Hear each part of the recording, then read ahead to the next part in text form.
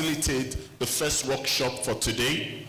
He is someone I've known for some years, an amazing young man, and is going to be going hands-on the topic that we've actually selected for this moment. And I want you to understand that this session is very important for you personally and professionally. And as we are trying to shine the light, we can't shine effectively if the topic you're about to listen to is not well understood. Is one that I've been privileged to coach and mentor as well, and is doing amazing things in the world of education, in the world of training, in the world of tech, and in the world of AI.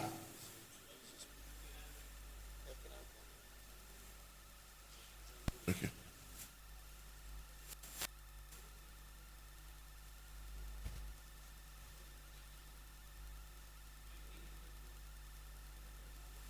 Okay, before I bring him up, it's necessary for me to do this.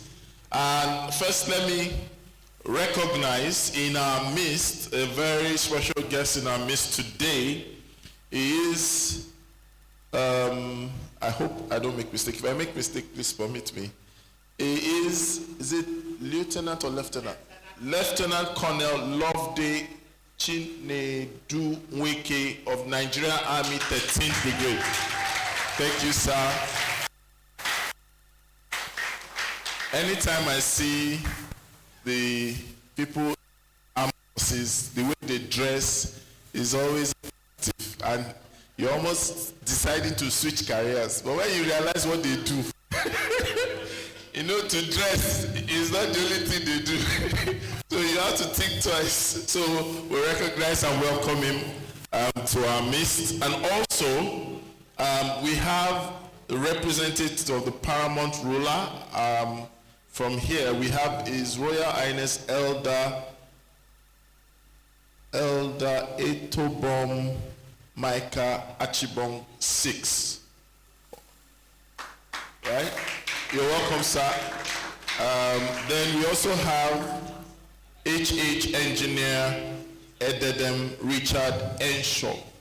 Right? Welcome, sir. And we also have HH Chief Efang Unsa Enshaw as well. Apologies for the pronunciation, and thank you so much for that. I told you that we have put this event together not just to equip, but to empower everyone. Parents, stakeholders, regulators, administrators, faith community leaders, and educators as well. So our content is not limited to just teachers. It's cutting across. And I hope you have your pen ready. Yes. You have your pen ready, right? Your notepads ready. Your mind ready. Ladies and gentlemen, it's time for us to welcome the first speaker for the first workshop, speaking on Get Digital, Tom Samuel. Samuel Efre is a school business architect and transformation strategist who is redefining how schools grow, thrive, and lead in today's world. With over 19 years in the education industry and 8 years plus of educational and business experience, he equips school owners, educators, and institutions with the tools, systems, and strategies to move beyond tuition dependency and build scalable, future-proof enterprises. As the lead consultant at Tom Phonics Academy and founder of the School CEO Academy and creator of flagship programs like the School Business Reset Workshop, Educators Daily Bank Alert, and the School CEO Blueprint, Samuel has become the go-to strategist for private school owners who want to master finance, restructure leadership, boost enrollment, and monetize beyond classrooms. He is known for blending psychology, business architecture, and digital transformation into practical solutions that school owners can apply immediately. Whether it's collecting fees like landlords, retaining staff like CEOs, or creating multiple streams of income from existing assets. Samuel's work has touched hundreds of schools and school owners across Nigeria and Africa, positioning him as one of the leading voices in school business transformation in Africa. His mission is simple: to liberate educators from financial struggle, empower schools with systems that work, and shape a generation of leaders who run schools with the vision of CEOs and the heart of teachers. A die-hard educator, a husband, and a loving father. Ladies and gentlemen, let us welcome Samuel Ephraim. Shine your light, shine your light, and shine your light. If you're happy to be here, please give yourself a resounding love clap. Love clap. Remember.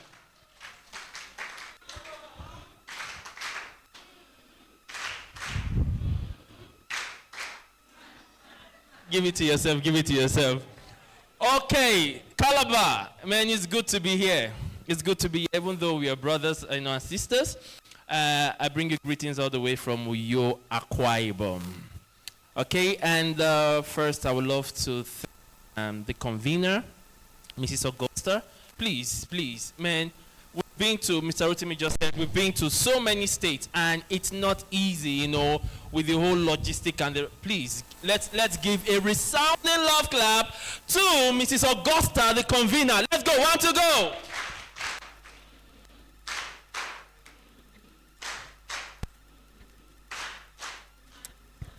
Thank you, Mrs. Augusta, for this, because we are here to do what? Empower the what? Next leaders. Yes. Now, my job is very simple. Get digital. Now, I want to talk about, what do we call these? Smartphones, right? I want to talk about this. And it's one of the things that many of us here weren't born into. True or true? True or true? And we're growing up, they now call it smartphones. And what I tell people is that, see, why they call it smartphone is because it's smart. So it requires smarter humans to do better with it. Do you understand? Yes. So we have smartphones, we have smart devices, smart TV, technology, and all of that. Let me ask you a question. Is technology a bad thing? Are you sure? Have you been scammed before? Have you been scammed before? So is it bad? How did you feel? Good and bad? Okay. Has there been any time you swore that I will never use this phone again because it's scammed? Now listen. Technology is not the enemy. Do you know what the enemy is? Unstructured guidance. We have children before the age of 15, they've already been exposed to different things. In the US survey, they said 75% before the age of 17 have been exposed to pornography. And we have over 80% before getting to high school. Have been exposed to dubious things online. Now the problem is these children, they didn't actually want to go or do these things, but by mistake, they just get into it. Now, before we continue, before I get onto my slide, let me prove something to you. Bring out your phones. Please, let's get practical. Because some of you have gone into things that you do not know, but they are...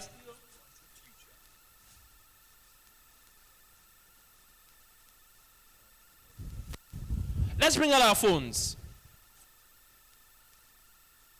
You might have gone into places that you think till now they are not haunting you, but they are still haunting you.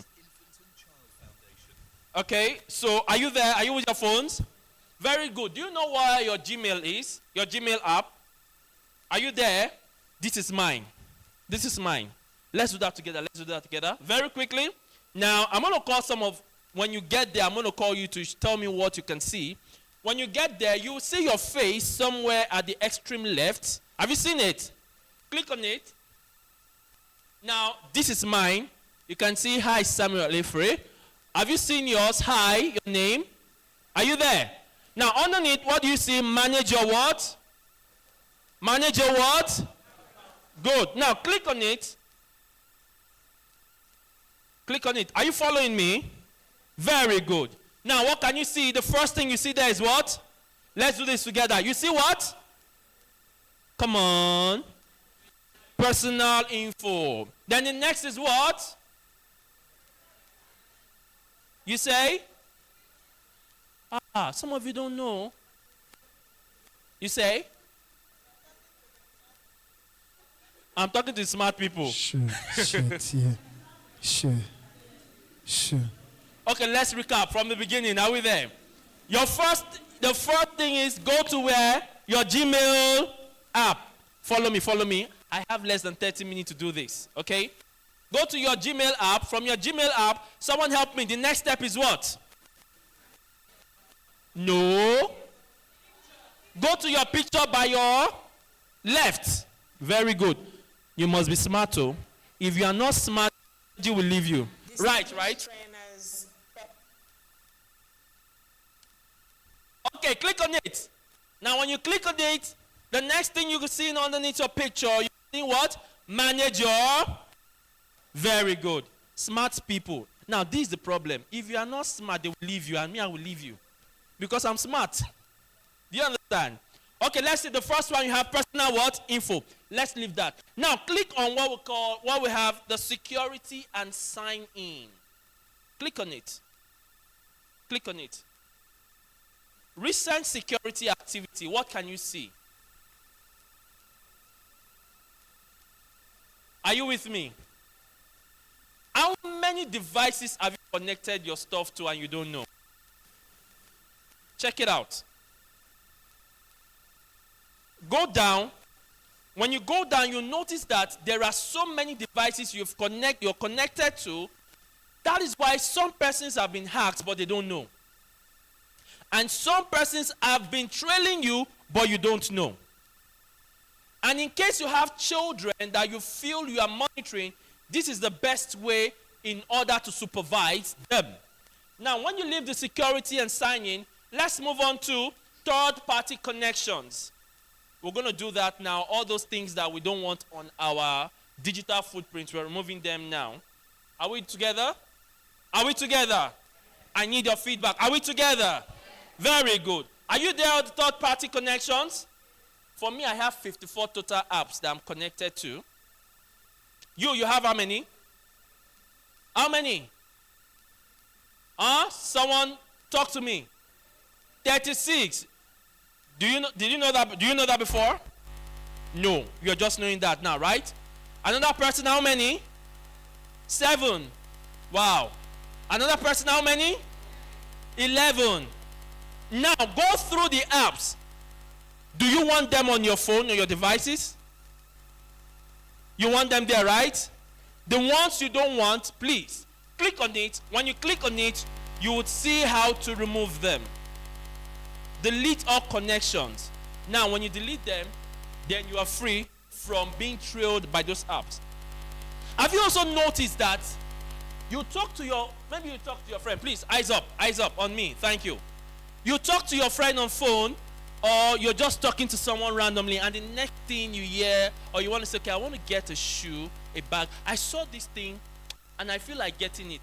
And before you know it, 30 minutes later, you just go online on Facebook, and they are showing you that thing. Bam. Right? What do you think happened? Somebody trailed you. Someone said, what do you think happened? Talk to me now. Somebody. No, it's not somebody, it's not anybody. They are not following you from the village. It's not witchcrafty. Do you understand? It's because you have permitted this phone to spy on you.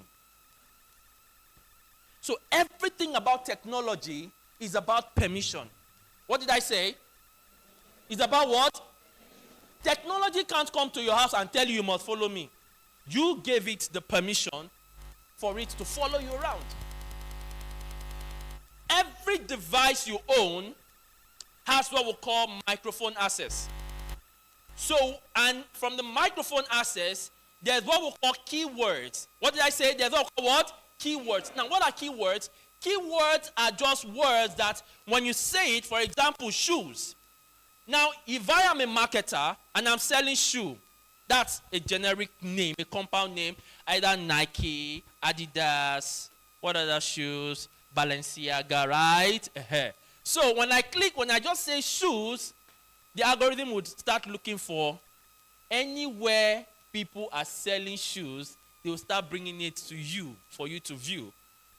And when you get to view it, and the mistake you will not make is not clicking on that shoe. When you click on it, the way they will follow you, you see that thing called cookies. Have you seen cookies online?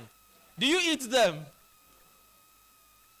The cookies are there so that you will eat them and they will follow you. And they will not tell you accept or do what?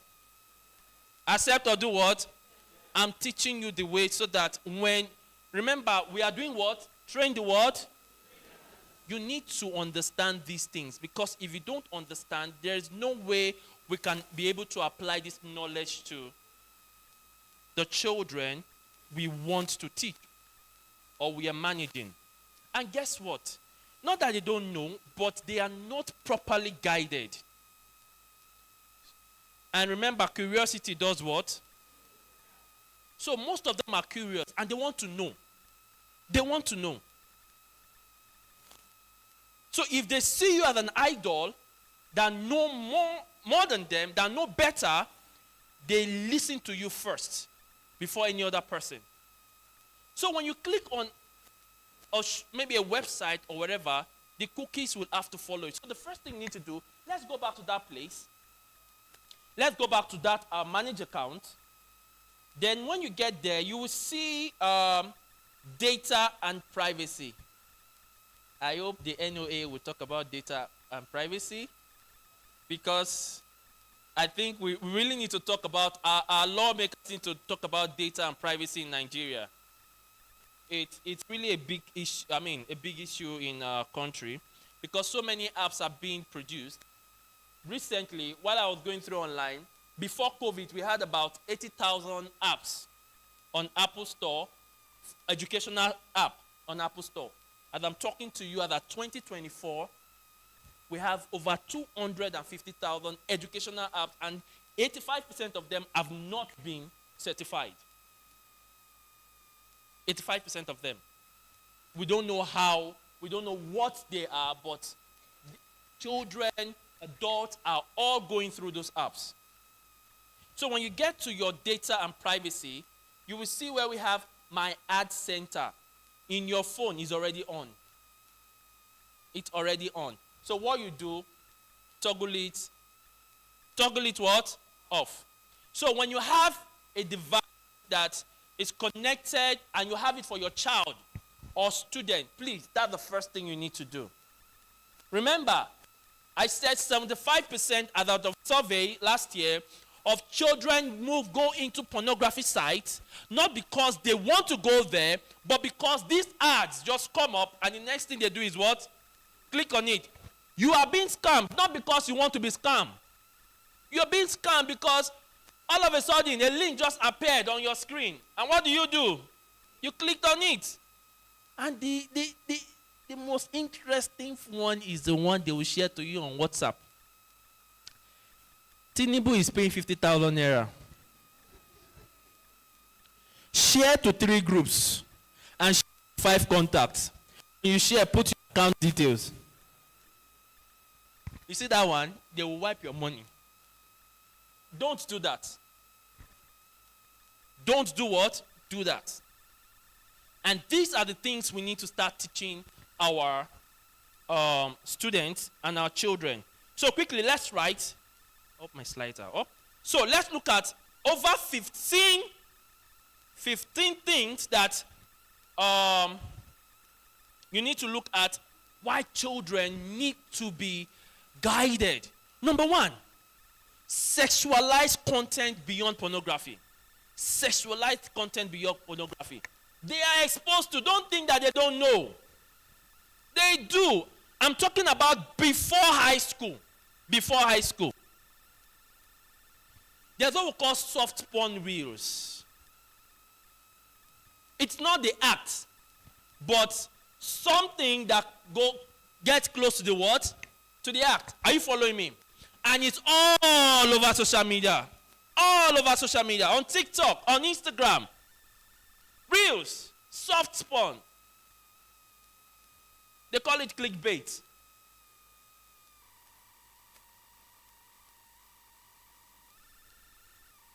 Cyberbullying and digital harassment. 1 out of every 3 children have been cyberbullied. 1 out of every 3 in every 24 hours they are all cyberbullied. And when they come to school the next day as teachers, you see them, some of them used to be very active, and the next thing you see them a bit quiet and calm. Some of them, out of shame, they can't even talk. They can't even talk. The next one we have is online grooming and sexual exploitation. So don't think being scam is the only thing. Fake profiles. And somebody says that many children actually have met strangers, more strangers than humans in real life. Do you know why? Because parents that are here, you will notice that when your child has triangular lifestyle like me when I was growing up, thank God for my life now. House, church, school, and so the cycle goes on like that, right? If you lived like that, raise your hand. You grew up like that, raise your hand. We are many. Now it's even tougher. Before, at least, I could greet my neighbor. I could play on the street. But now, children don't even know the next neighbor, the next flat. Children can't even play on the street. So, their neighbor now is someone online. Someone online. Parent. And one of the things again is, a child is disturbing you because you want to be left alone. The next thing you just give the child phone. Go and watch PJ Masks so that you can be free. I'm saying this because I have a 3-year-old toddler, and of course she has just about 1 hour to just use the phone. And the phone must not be internet enabled. So if maybe your child is having an online class, they must be supervised. And supervision is not about control. It's about guidance. It's about what? Guidance. The next one, gambling and betting culture. Gambling and betting culture. You see, this culture, they often disguise as what we call games, right? Games. And before you know, it becomes an addiction. And the addiction of this is synonymous to dopamine, which is taking of cocaine. It's very synonymous. Oh, my child is not doing drugs. Very good. You thank God. You go to church. You are thanking God. My child doesn't do drugs. But your child is into betting. There's no difference. No difference. The same. No difference. Drug, alcohol, substance normalization, vaping. They go online. They see people vaping. And influencers too, online. People they follow online like influencers, they vape, they smoke, and they do all of those things online. They're like, they are their idols. I want to be like this. That is why you don't have to wait for your child to get to 17 or 18 before you start teaching them about the digital world. Because there's what we call digital footprint. Are you following me? Am I communicating? Are you getting something? Thank you very much. Then number 6, we have violence and aggression. You know, as a teacher, I noticed something that some children come to school, they're always violent ready. Some of you can bear me witness. Violent ready meaning they will watch something the previous day and they are coming to school because they don't have maybe younger ones or someone they can express. So it's in the school, in the classroom, they are ready to express that thing they watch. For example, wrestling. So when they come to school, they are looking for who they will carry, and they will do what? Fatality. So most of them, they actually watched online. So reduce empathy. The risk is it reduces empathy and emotional numbness. Then number 7 is self-harm. Self-harm and suicide content. Most of the suicide data we have are because most of them, they got their suicide thoughts and content from online. From online. Do this. Do that. The next thing, some of them. Then we have radical ideologies and extremism. Do you understand what radical ideologies mean? Talk to me. Do you know what it means? Should I give an example? Currently, in America, there's what we call the lefties. Have you heard about the lefties? I'm trying to pick my words very well. That's one of the things the president of America is really fighting with, the lefties. Now, the owner of X, currently the CEO, Elon Musk, also has issues with the lefties. And it's actually a war. This is not a war with guns, respect to our military. It's not a war with guns, but it's a war with ideologies, thought pattern. Thought. Now listen, for a child to commit suicide, or for a child to start acting things, it's not when they watch it once they start acting. It's when they watch it over, listen over and over, it becomes a pattern. It becomes a what? So when a child that comes to your school or your class or your child in your house start, they're very active, and all of a sudden you notice silence, all of a sudden you notice withdrawal, all of a sudden you notice that this child has been academic.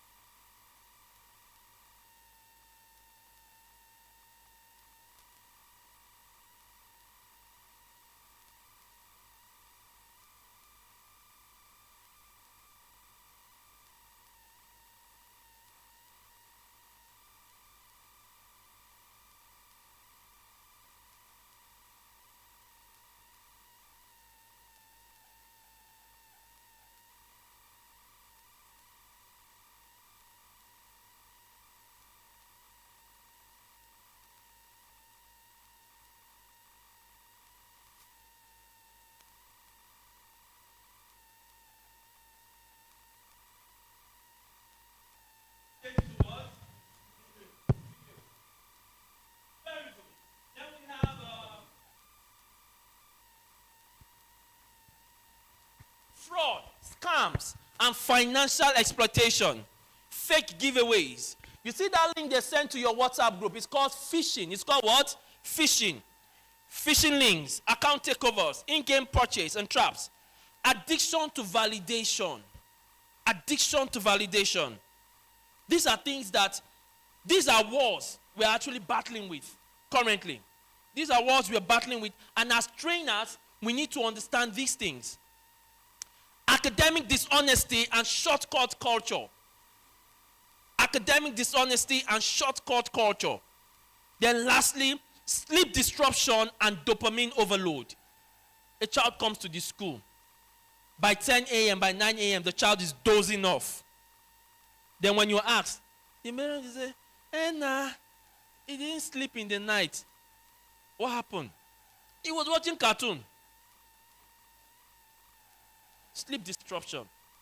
Please, my slide. Now, how can we help children to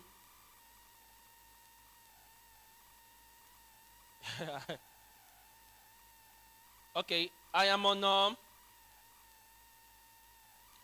let's go to slide 16. 16. As parents, are we up? So what we need to do is, if our children, especially for schools that are digitally inclined, so this is what you need to do. If you want them to have a phone that is connected online, the first thing you need to do is they must have a Google account. They must have a what? Why Google account? Is because Google has what we call the children form of Gmail, and it's secured, very well secured. So what you need to do, they open an account and they put their real age. So if they are 5 years, make sure it's 5 years. And you go to your Play Store, then you download what we call what? Talk with me. You download what we call what? Google Family Link. And the step 2 is you tap on create account for what? Create account for what? I want to tell you why we need this. Then on your child phone, you also install the family link, okay? Install the family link. Then you have the child and teen version. Are you following me? Because my time is almost right. So then you follow the link device prompt. There are going to be prompts that are going to tell you do this, do that. The next one, move on. Step 4. Next slide.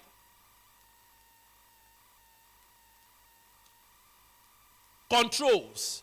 Now, what do you want them to do, and where do you want them to go whilst they are using their phones?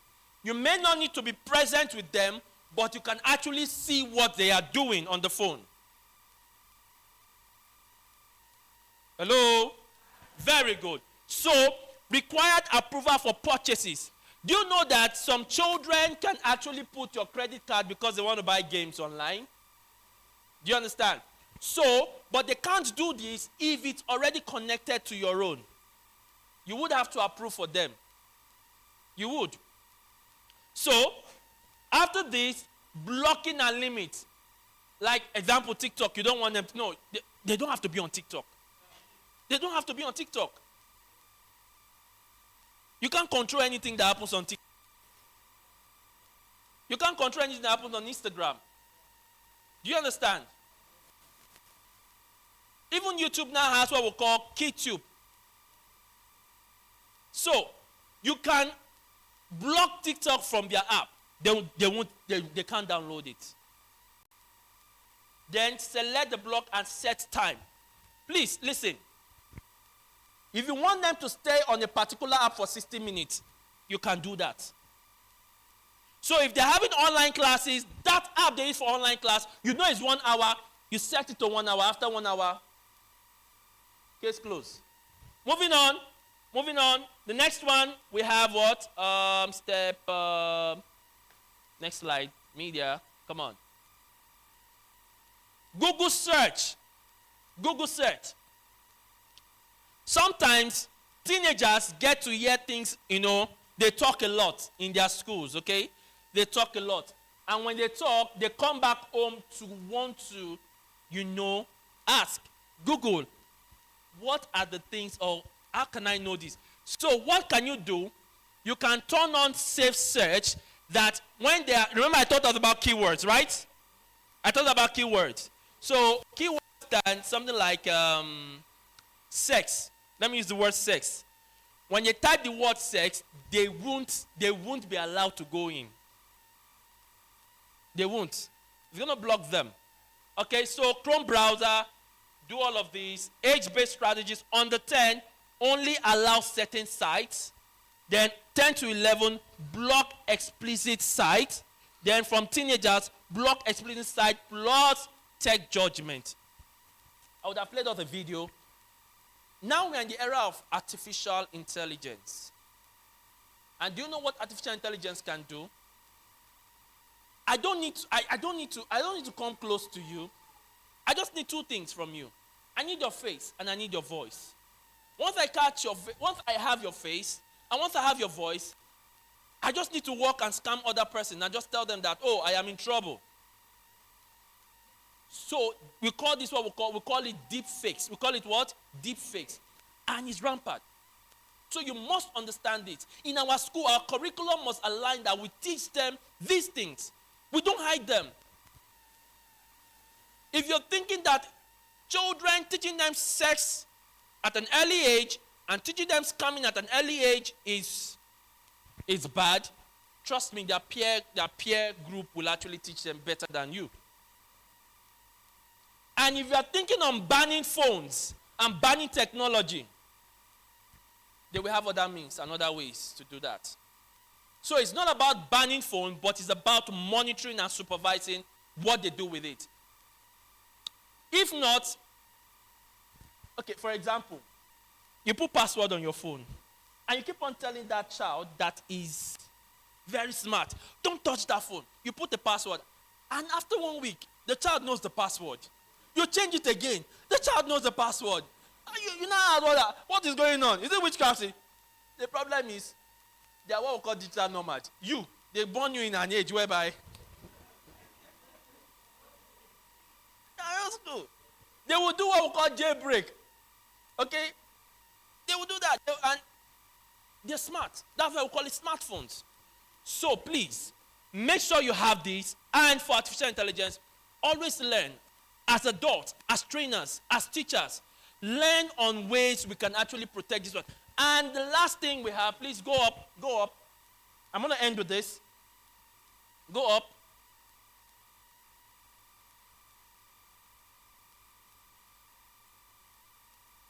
Slide 15.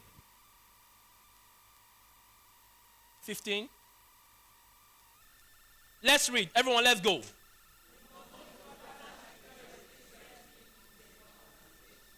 Is what? Move from. If you are a teacher in your classroom, make sure you always have what? If you are a mother, make sure you always have. If you are a dad is here. Dad is here. Not that they will see you and they are seeing beasts coming, no. I know I grew up, most of us grew up in an age where we don't have conversations with our parents. You understand? And it just now we realize that bonding wasn't that. So now, the most important security, the most effective security now is what?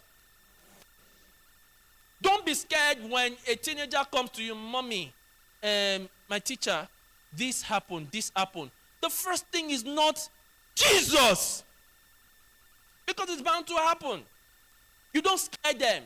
You have a heart-to-heart talk with them so that they can always come to you and ask you and tell you what's up. And you'll be there to give them guidance. Thank you very much.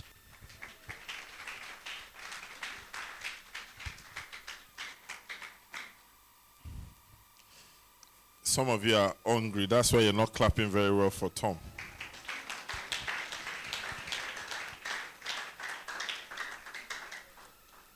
Did you learn anything in that session? I can hear you. I learned something. Raise your hand. I will ask you a question. Keep your hand up. You see. There's a lot for us to know. And I'm sure you begin to see the reason some of the topics have been carefully selected. We've gotten feedback from the location. And also by research, we've discovered that the digital space is something we cannot afford to ignore. And regardless of the social structure or divide you come from, we need to pay attention. Tell somebody, pay attention. I can't hear you. Remember, I told you from time to time we will be giving out our mantra. Shine the light. Yeah, welcome back. Shine the light. Shine the light. So we have to shine the light, please. Is that clear?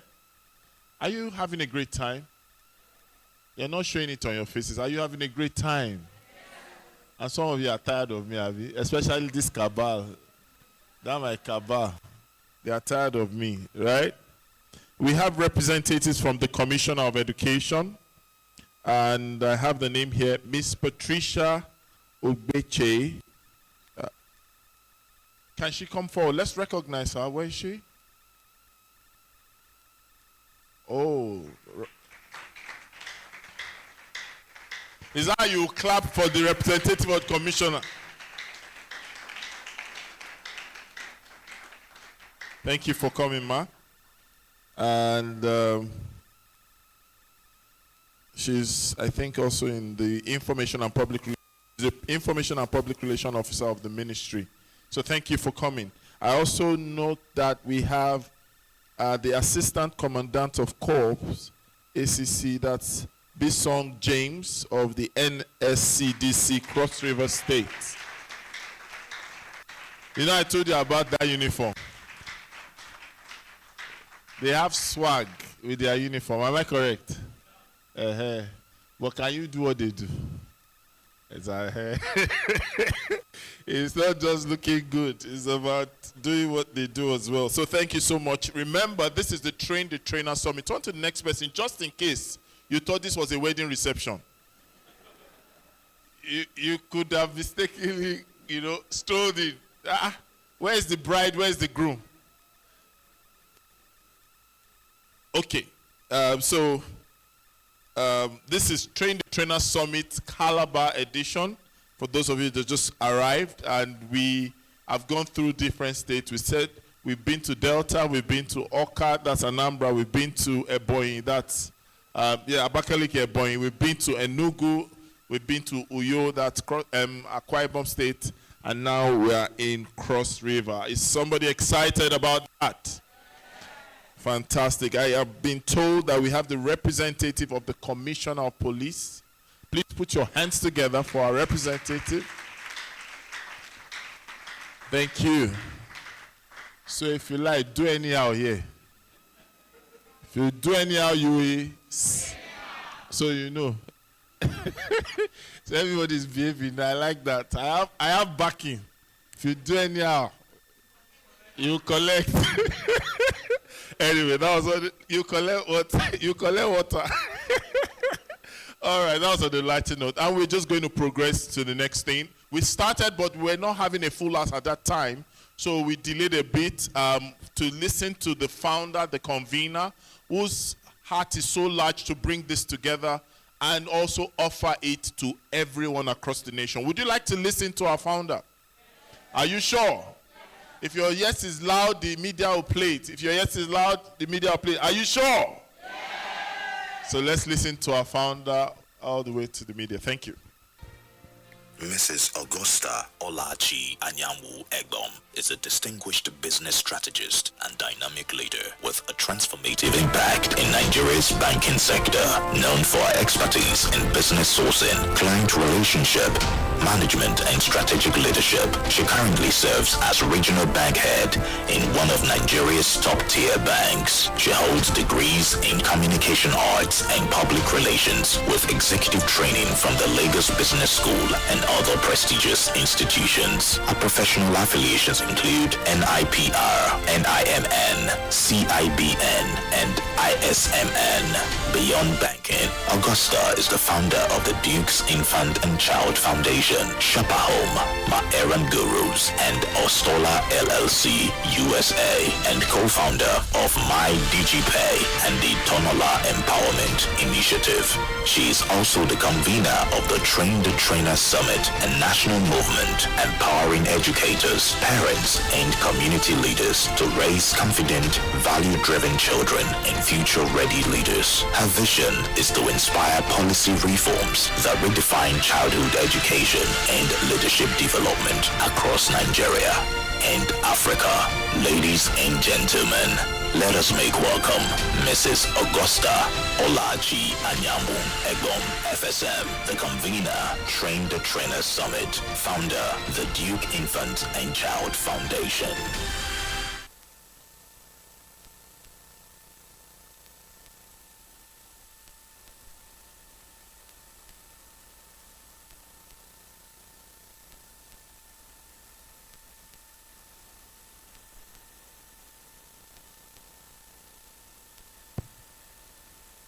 Don't worry, I'm not the founder. Just in case. Okay, like I said, I'm not the founder. I'm the founder's MC. Media, what's happening?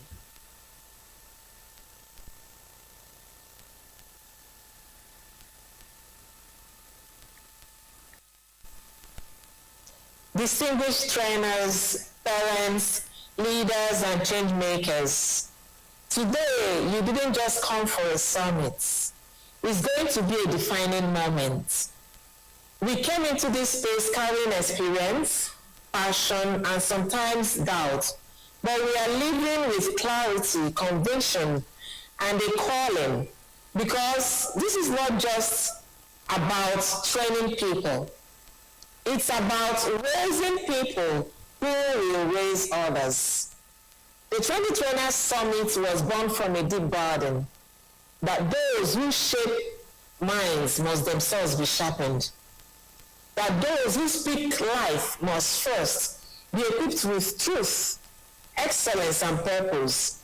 This is our moment to rise, because only trainers who think smarter, learn faster, and lead boldly can shape and stay ahead of the intelligent, curious, and digitally driven children of the 21st century. And today, many states and cities we've been to have proven that such trainers are not scarce. They are standing right here, and those trainers are you. We've been to Delta, Asaba, and Warri confirmed it. We've been to Anambra, Oka and Environs confirmed it. We went to Ebonyi, Abakaliki and Environs confirmed it.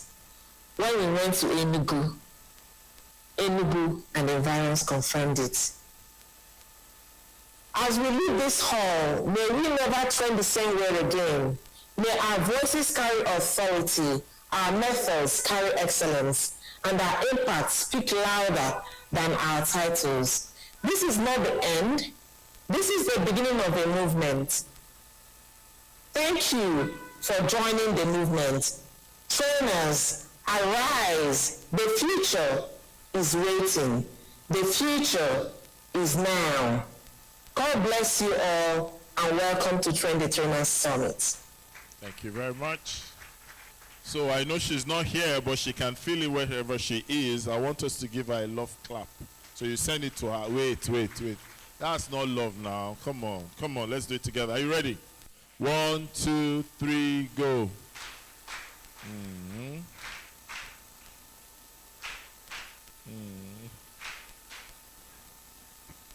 I've warned you, don't spit on the person beside you. All right, without wasting much time, we have a lot for you to get from this session today. And you've seen that we have different people from different sectors and walks of life.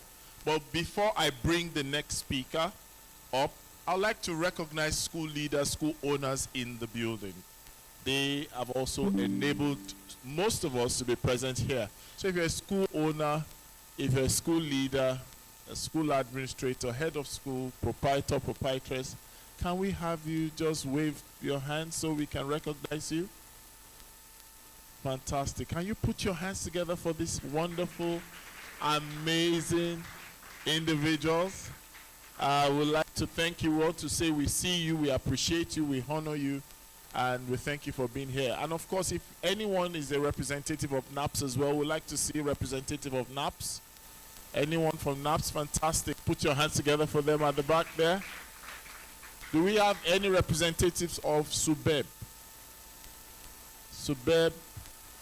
Okay. TESCOM? Anyone? All right. When they come, we'll recognize them. Ask your neighbor, are you ready for more? Did they answer you? Or they just said, are you ready for more? Ask them one more time, are you ready for more? Say, get ready, get ready, get ready.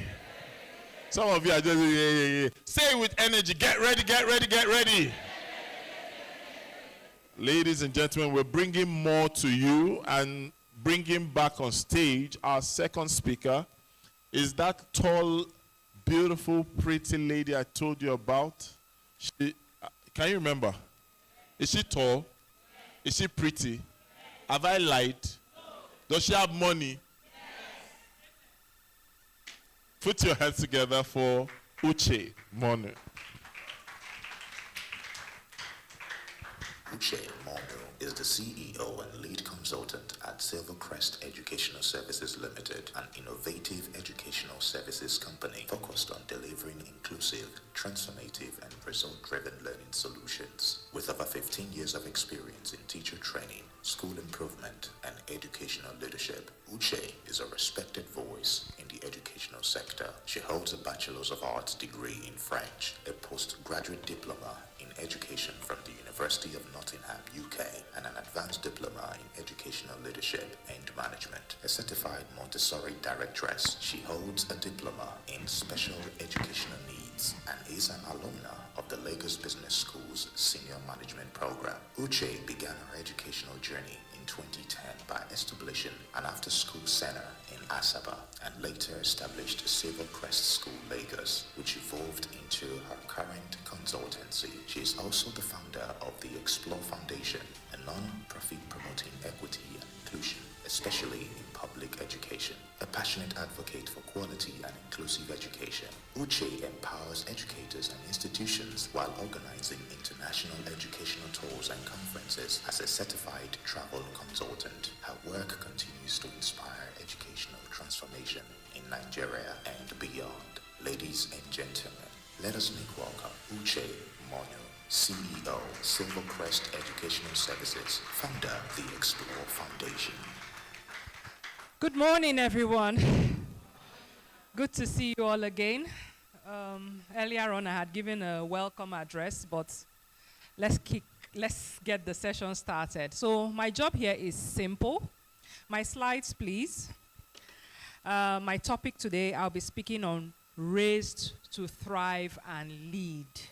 Raised to thrive and lead. And what's the aim of this session? Equipping children for agency, adaptability, and leadership. I don't think this is the slide. I sent one, the other one, not this one. It had the logo on it. The other slide, not this one. But let me start. Opening question. I have a question for us. Are we raising children for instructions or children who know how to find their way? Let's not answer that. It's a question that we would answer by ourselves. So it's a reflective question. What kind of children are we raising? Please, not this slide. The other one I shared with the other man. Rotimi, I shared it to your phone as well. Thank you. So the kind of children that we would want to raise for this 21st century are children that are forward-thinking, okay? We're going to rethink how we raise our children at the end of this session. So coming from the perspective of an educator, not a tech guru like Mr. Samuel, I'm coming as an educator to you. I'm also a parent. I have 4 children. And I'm speaking to parents. I am speaking to teachers today. I'm speaking to those who directly have impact and influence in the lives of our children. So the kind of children we want to raise for this 21st century are not children who we want to always say, okay, comply, conform, don't ask questions, don't think, just obey me. What I say, my word is fine. I think most of us were raised that way, right? We're raised that way. We're raised not to ask questions. What mommy said is fine, and what daddy said is fine now. But nowadays, the kind of children we're trying to raise are children that ask questions. All right? So when your child is asking you a question, looking you in the eye, you don't say you are rude. Are you looking at me like that? Those kind of questions. So we must try to start to change our mindset after this training. That is important for that we raise children who are able to be confident, children who can lead themselves, and how are we as educators and parents shaping these children? So we have 2 major people who influence the children, the home and the school. Both of them have one mission, right? Okay. So we're not supposed to separate that message between the home and school. It has to be consistent. So for example, at home, the parents encourage their children to ask questions. And they get to school, and the teacher says, keep quiet, don't ask questions. Don't you think that child will be confused? So you see that that child is already confused. Or at home, or vice versa. In the class, the teacher is able to use questioning, critical thinking for instruction. But when they get home, mommy and daddy say, don't ask me questions. Don't you see there is already confusion? So that's why it's important we're talking to both parents and teachers. So there has to be that consistency. They shouldn't separate the messages that are going on between the home and school. So when you do that, instinct shuts down. They don't become instinctive anymore. Okay? So now, I ask that question again. Are we raising people that follow us? Are we raising future leaders? Because the theme of this conference is that we empower the next generation, raising them to thrive and lead. We'll talk about the key words in this. We're going to break it down. What does this theme mean? And why did we choose this theme? And this is the theme across. We're not changing it. It's the theme that we're using across the nation. So we teach our children how to follow rules. I said that. Follow the rules, sit down, stand up, don't ask questions. But guess what? The future that we have now and that we are going into, they don't just reward obedience. Am I correct? They don't reward obedience. They reward what? Can anybody tell me? 21st century teachers. What kind of skills? Okay. Anybody? Audacity. What else? Empathy. There's one word I'm looking for. Tell me. Effort. But there's one word I'm looking for. That word is called what? Creativity. That's the word I'm looking for. 21st century doesn't just reward obey me, obey me. We're looking for people that are creative, people that are thinkers. Yes, people that are problem solvers. Okay? To take us in Nigeria, who believes that we need problem solvers in Nigeria? Do we need problem solvers? Do we need creative people? Do we need critical thinkers? All right, so those are the children that we have to be intentional about. Innovators. Where do they come from? Thank you. So we are here complaining about Nigeria. Oh, Nigeria, things are not working, things are not going. What does it take to make things work? Who can tell me? Enabling environment. What kind of human beings? Problem solvers. Critical thinkers. Innovators. Okay? Those are the children we're trying to raise. So how do you raise those children? So it's easy to say all these things. You know, we know how to say big words. Critical thinking, problem solving. What are the skills of 21st century? We will list everything. Oh, you must have empathy, emotional intelligence, critical. But in practice, how do we get that in practice in the classroom and in the school? Yeah? That's what we're here to learn today. Please, is my slide ready? Because we have exercises we're going to do. We're going to do some exercises today. So when we have people saying, do as you are told, do as you are told. I've said it, obey me, obey me. I know they say, obey your father and mother, da, da, da. We know how to use that scripture to hold our children. Okay? How many of us quote that scripture a lot? So when you always have that, or that's your mode of operation, it then reduces exploration. It reduces the people using their brain. Okay? So there's a balance to that. We'll get there. So many times, some of these are our outdated systems, outdated cultures. This is how my mom raised me. This is how it has been. They suppress curiosity. If you think about it, it makes you less curious. And those are not the traits we need for this world. Okay. So what is compliance culture? Good behavior. So in Nigeria or Africa, we place emphasis on behavior, behavior, behavior, behavior. It's good, though, to behave well. It's fantastic. But the flip side of it is that when you try and overemphasize that and forget the other skills, they are no more risk takers, okay? They are trying to please you.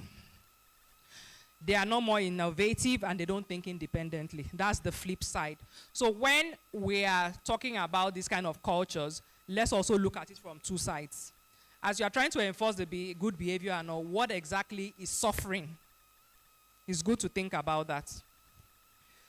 Any of Mr. Rotimi's people here? Can I have my slide? Do you mind? Thank you. So, our future demands more. Academic intelligence is not just enough. She scored all A's in school. When you see your report card as parent, when you see all A's, does it make you happy? It makes you happy, right? Okay. So it's great, all A's, 7 A's in WAEC, you got everything all correct. But that's not enough. We need intelligent children.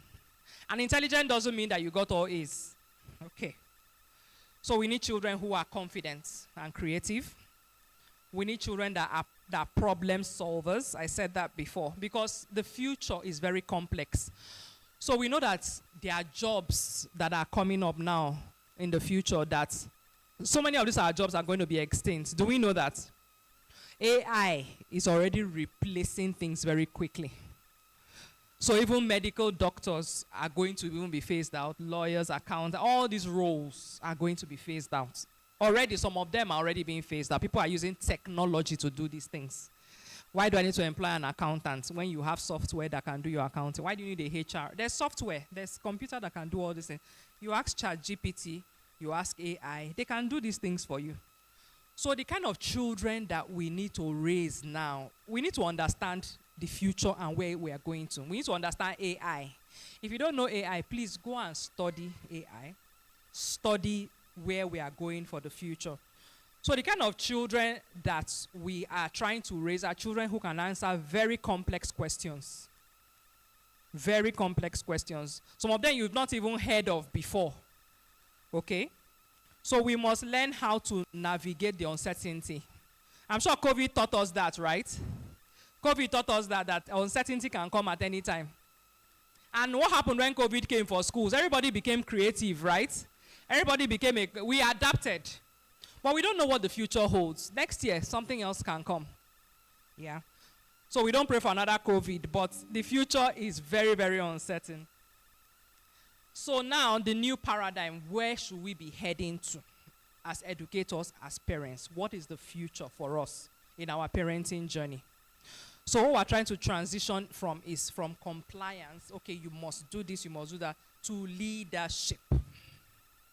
From compliance to leadership. So what does it mean from compliance to leadership? Instead of forcing people to comply, we need to be able to teach them to lead themselves. That's what it means. We need to be able to equip them to lead themselves.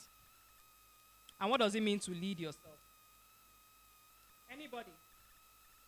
Let me throw that up to the crowd. What does it mean to lead yourself?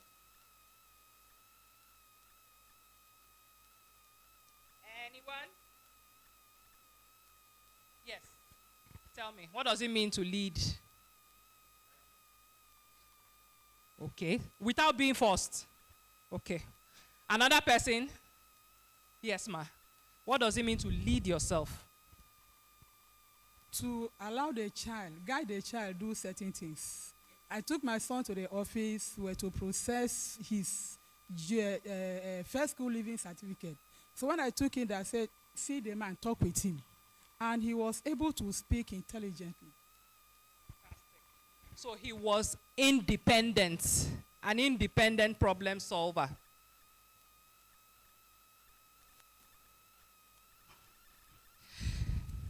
So to be able to think independently.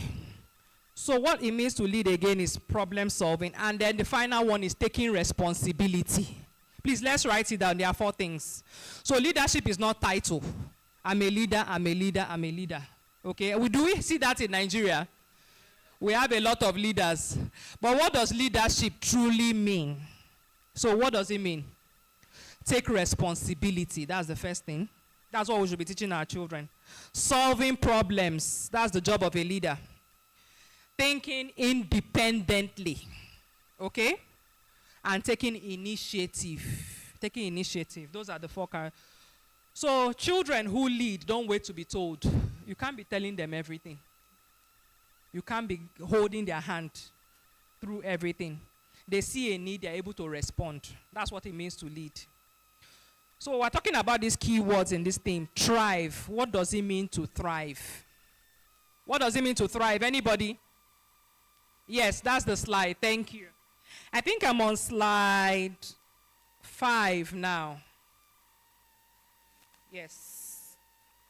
Yes, so thriving means adaptable. You are adaptable.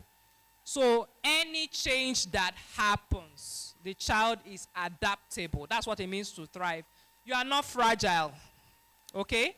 You are not fragile. When things change, you are equipped to face change. You are curious. That's what it means to thrive. So, remember what I said about compliance and all. We need to raise children who are curious. Children who ask questions. They want to know, what is this? What is this? What is this? Please don't shut them up when they do that. Parents, teachers, don't shut them up. They are confident, not entitled. When they have setbacks, they are able to recover quickly from setbacks. They are able to recover quickly from setback. So it's not that they are comfortable. It's not comfort. So what it means to thrive is that that child is resilient. What does resilient mean? Anybody? Resilient. Eh? Able to what, ma?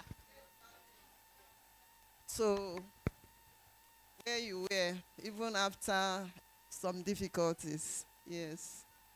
So resilient is that you are able to recover. And then self-trust. Self-trust is confidence, to be able to trust yourself and your ability. That's what it means to thrive. We've talked about leadership. We talked about the compliance culture, okay? So you are rewarding good behavior, but you are neglecting independent thinking, risk-taking, and innovation.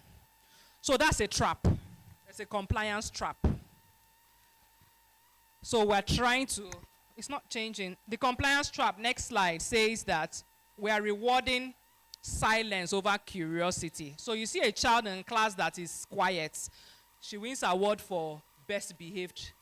Packs all the award. Oh, she's so quiet. Anything you tell her, she sits down. You give her all the award for best behaved. Okay, next slide. But a child is silent over curious. But is that child curious? Do you prefer a child that is quiet in class over a child that is curious? So let's pay attention to that. Obedience over thinking. The next slide, I'm on the next one. So it's a trap. We reward obedience. But those that are thinking and asking questions, you say, oh, that child is so noisy. Always talking in class. Always asking questions. You are too curious. You are too this. You are too that. Please leave that child. Teachers, let that child speak. Parents, let that child speak. Okay?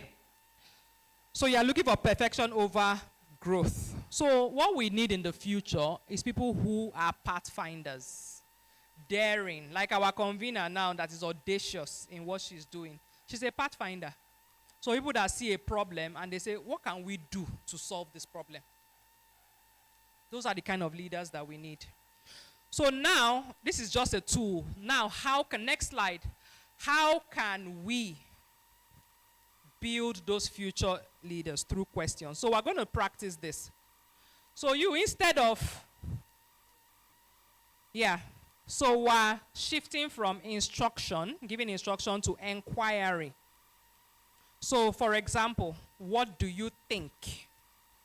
You ask the child, what do you think about this? Not do this, do that, do that. That's how you raise problem solvers. What do you think? Hey, Clara, what do you think about this problem? And let them speak. You'll be surprised that they have the answers. Right? Am I right? Teachers? All right. What do you think? What options do you see? Even for those who are school owners here, and you have teachers, you are the one dishing out all the information to your teachers or your staff, or leaders here, you are the one telling them what to do. So the leader speaks last and listens more. Even as a teacher, speak less and listen more. So you are a facilitator in the class. Let the children speak. That's how you raise people that are critical. Even in your organization, that's how you raise problem solvers. If you have all the answers, then there's a problem. Everybody will keep quiet and be looking at you. Oga will soon come. So when Oga is not there, nothing happens. They are waiting for you. You have all the answers. So that means you're not, as a leader, you are not raising people who can think. However, those people are so smart, because every day in their houses, they problem solve. They problem solve every day. When their light is cut on their streets, don't they solve the problem? When they don't have water, don't they figure it out? So you see that when you give people opportunity to think, amazing things happen. Amazing things happen. So another question you can ask is, what might happen if you try? So what the outcome of all of this is that children learn to think before acting. They think. So that's one tool. So we're going to have an activity next. An activity, a group activity. Next slide. So let's look at the activity. How many more minutes? No, there's no time. All right. Okay, let's move on. Don't worry. All right, let's move on. I don't have time for the activity. It's going to eat into my time. Maybe we'll come back to it. I wanted us to do a group task where we'll discuss something. But let's move on to the next tool. So when a child fails, what do we do with that failure? Is it a setback? All right, so let us see failure as a feedback. Feedback. So when your child fails in class or at home, please, let's correct without shaming that child. Correct without shaming the child. Don't say you are never good for anything. Oh, you are so useless. Oh, our words are powerful. So let's not use words to shame the child or laugh. There are some things they do in all these schools. They'll say, shame. Do we know that? Please, if you do that in your class, stop it. It is bad. Very bad. What you do by doing that is that you are killing that child's confidence. The child is scared to do things. They are scared to make mistakes because of fear of what? Being shamed. So if you do that at home, if you do that in school, please stop it from today. That's why you are here at Train the Trainer Summit. We don't shame when people fail. Instead, you ask, what did you learn from this? What did you learn? Or what can you do better next time? All right? Even with discipline must be constructive. So don't carry all your frustrations from Nigeria problems, fuel, no light, all your problems, you come and pour it on your child. Okay? So the child is not the problem. You know some people, they discipline excessively. Do we know that? So when you do that, you make the child maybe hardened or they are scared of you. All right? That kills curiosity. That makes the child not confident. Okay? So if you discipline excessively, it is not good. Let it be constructive discipline. So please go to research what constructive discipline is.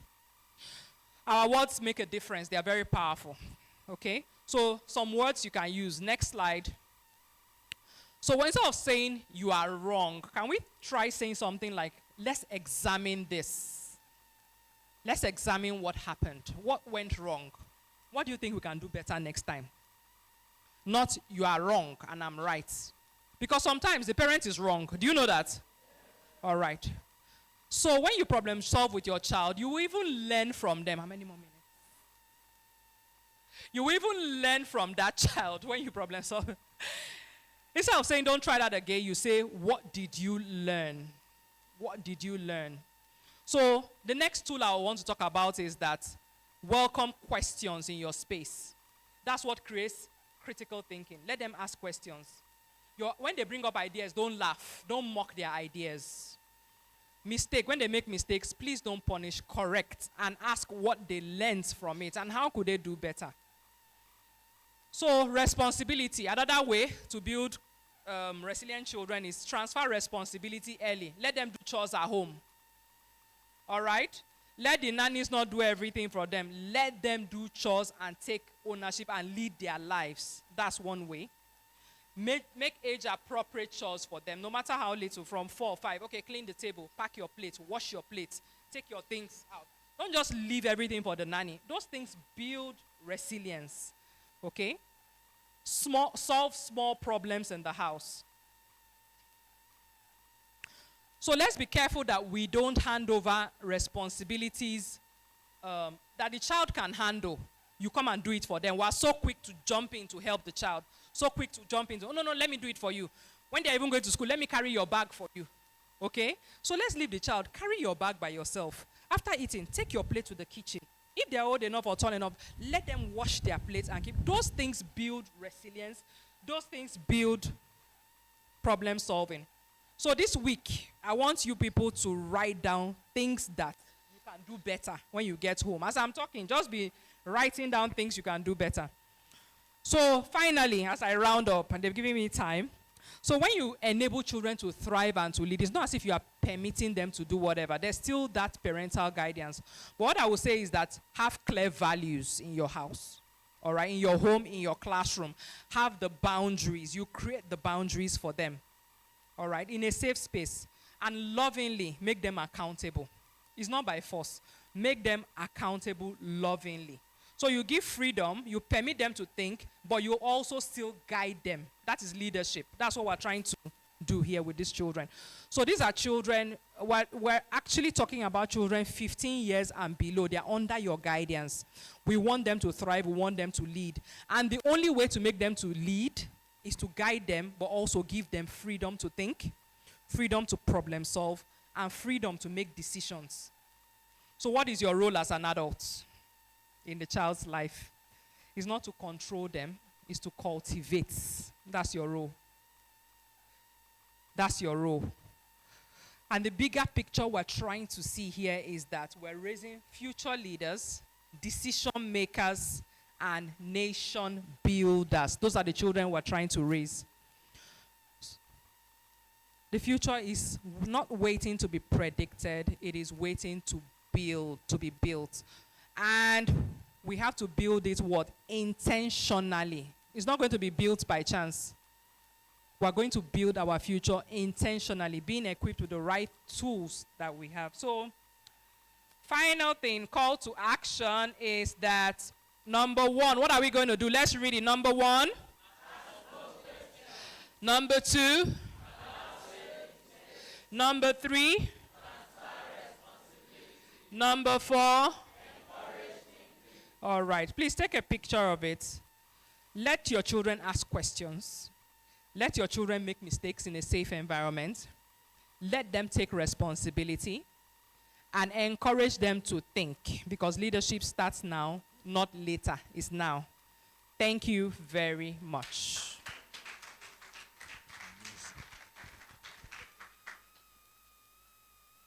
It seems like the only people that had a round of applause were the first 5 rows.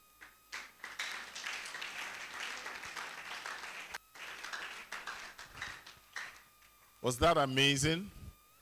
Did you learn something? Will you do something? Because it's not what you learn or know that matters. It's what you do or what you know. Tell your neighbor you must do something. Let CNN headquarters hear you say it. Tell your neighbor you must do something. And you must do something now. The time is what? You do something when? Now. Calabar. Now. And I'd like to also welcome one of our speakers. Ladies and gentlemen, put your hands together for our speaker just walked in just now. Put your hands together for her. And there's something interesting about the Train the Trainer Summit. If you noticed, we're not all about the fluff. We're not trying to just get you something that will just tickle your fancy, sensationalism and the likes. No. We're trying to make sure that it's something that we can break down to everyone's level. And you can see one area of improvement, one area of action that you can take in the moment. Right? Our desire is to release everyone like an army going to shine the light. So how do we shine the light? Shine the light. Shine the light. Shine the light. I'm sure by midnight you might even be saying it in your sleep. So let them know at home that this was what you did today. Our light. Okay, yes. Thank you so much for that reminder. So, I told you we're going to do something very quickly. If you don't mind, I'm going to ask the media to show us the social media handles of the foundation. A lot of people have walked in, and excited to know that we're already having overflow that we're prepared for. The hall is full already, but we're going to do something. While they show us the social media handle, I'll give us an opportunity after this exercise to copy it out or follow us online. So we have the Facebook handle, we have the Instagram handle, we have the X handle. X is former Twitter.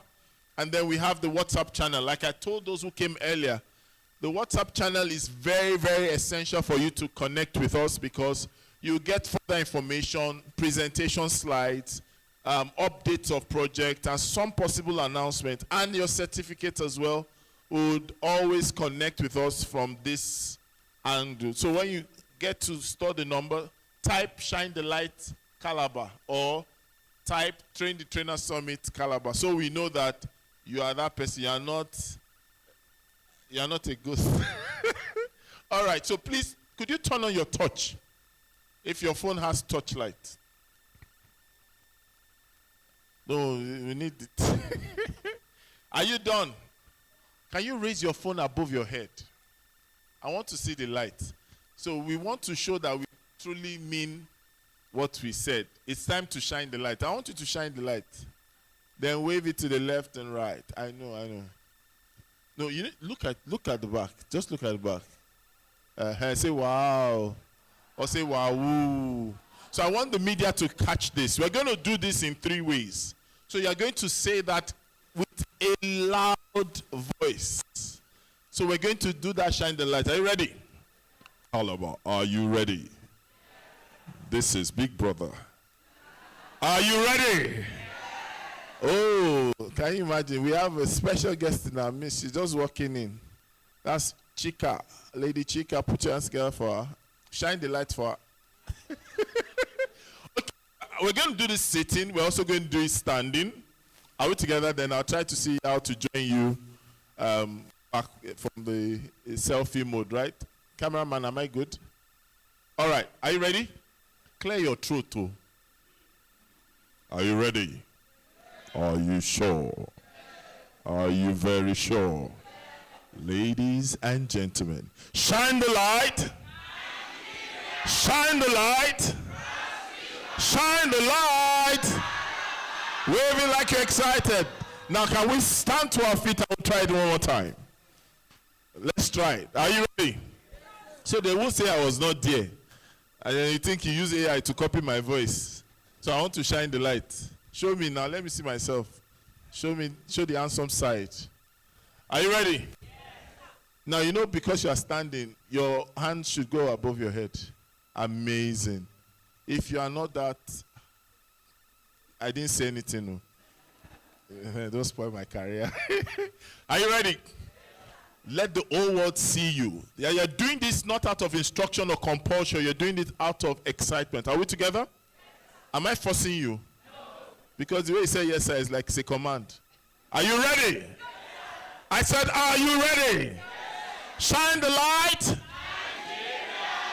So that was rehearsal. When I say shine the light and you're answering, you must shake the shakeable. Ready? Shine the light. Shine the light. Shine the light. Thank you. Thank you. A round of applause for yourselves.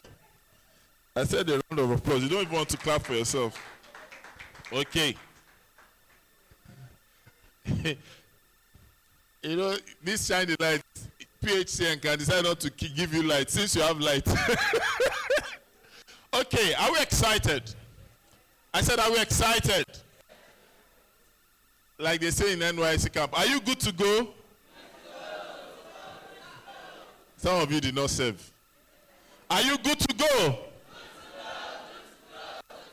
Are you motivated? Moral. Moral. Who said low? Okay.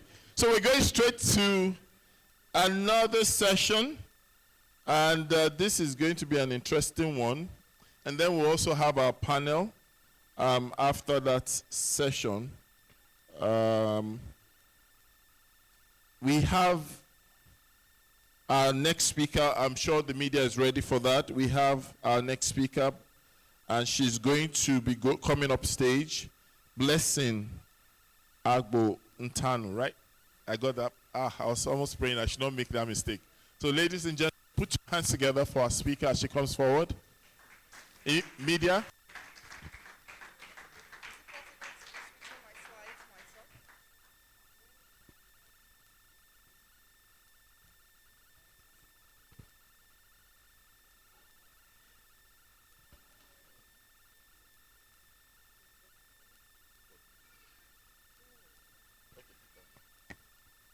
Hello.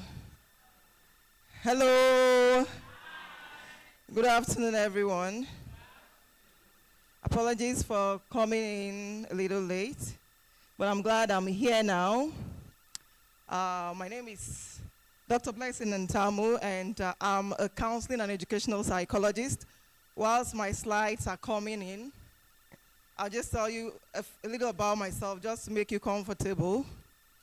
So I'm very passionate about education. I was born in a school raised by a teacher and an educationist father. I started teaching at about 15 in a primary school, just after WAEC. And then, because I'm a teacher, I did teaching practice, secondary school, and then I was in the College of Education as a deputy provost and now in the university. So I've gone through all those levels.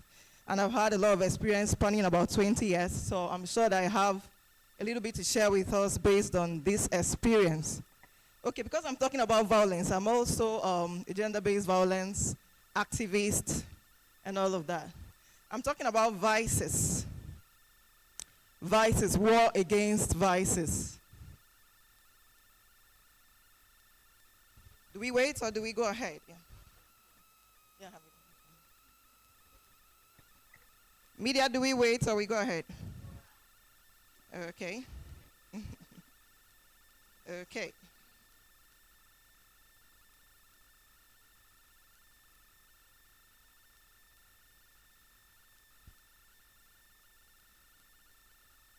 Okay, so let's just look at what goals do we have for this session.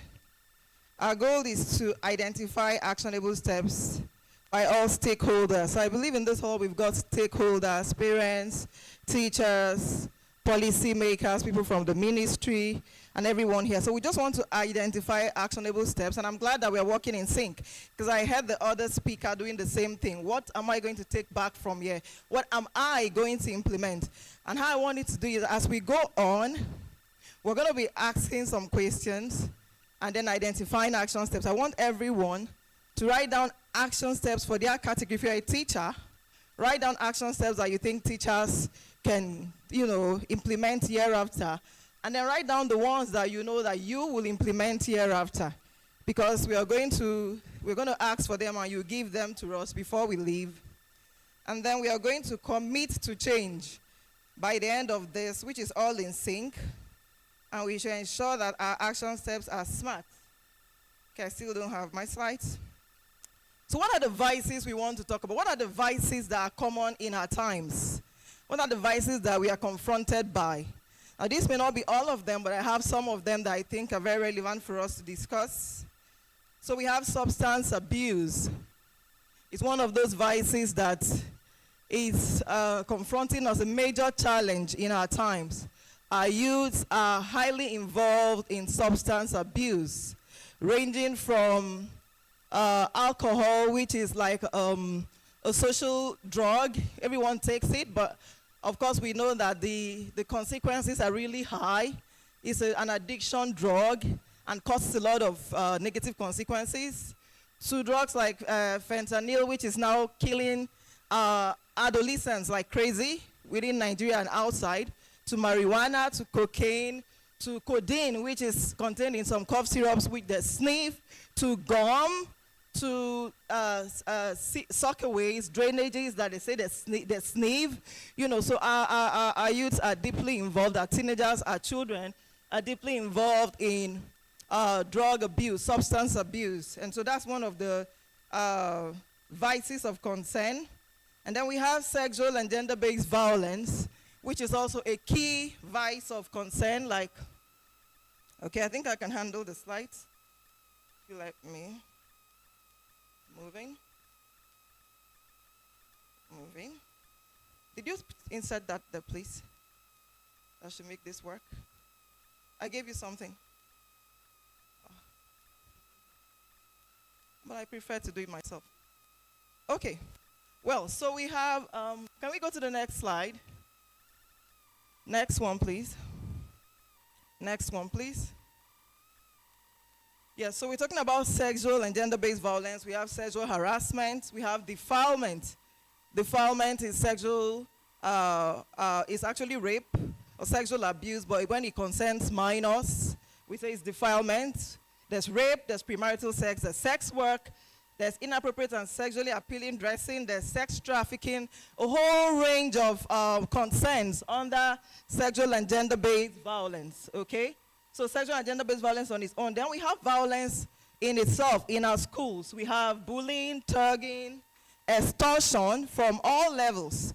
You know, at all levels, we have cultism, a great cause for concern, gun violence, maybe not as much in Nigeria now, but a great cause for concern globally, trafficking of humans, and then gender-based violence again. Now, some of these vices, they overlap.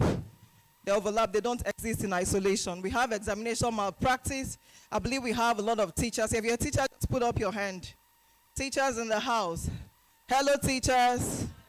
Yeah, you have our future in your hands, in our hands, because I'm a teacher as well.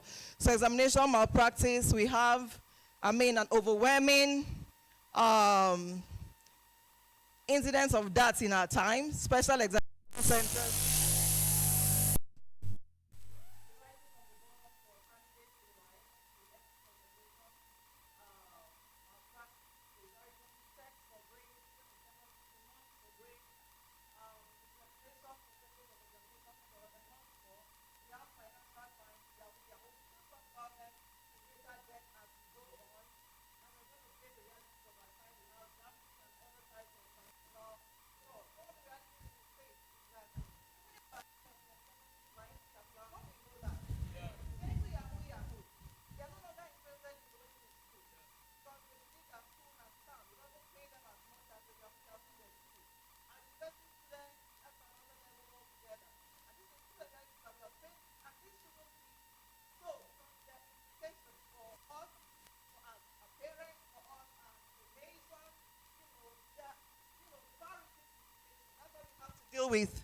That's why we have to deal with this situation right now to ensure that we can create change. And that's why we are here.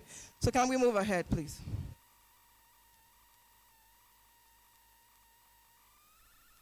And so we're just trying to look at the data. Why are we even bothering ourselves with this? Is this really happening in our schools? And then if you can see here, say 14.4% of Nigerians, that's 14.3 million Nigerians abuse drugs. And this is nearly 3 times the global average. So the global average is 5%. But in Nigeria alone, we have 14.4% of Nigerians abusing substances or drugs. That's how bad it is. And in Nigeria today, according to NDLEA, they say 1 in 4 drug users is a woman, or maybe female or a girl. And when they say today, it means this was not the situation in the recent time, in time past. So what's happening? That's the question we should be asking ourselves. Why is it that today in Nigeria, 1 in 4 drug abusers is a woman? That was not the case. What has happened? What has changed what used to be? Okay?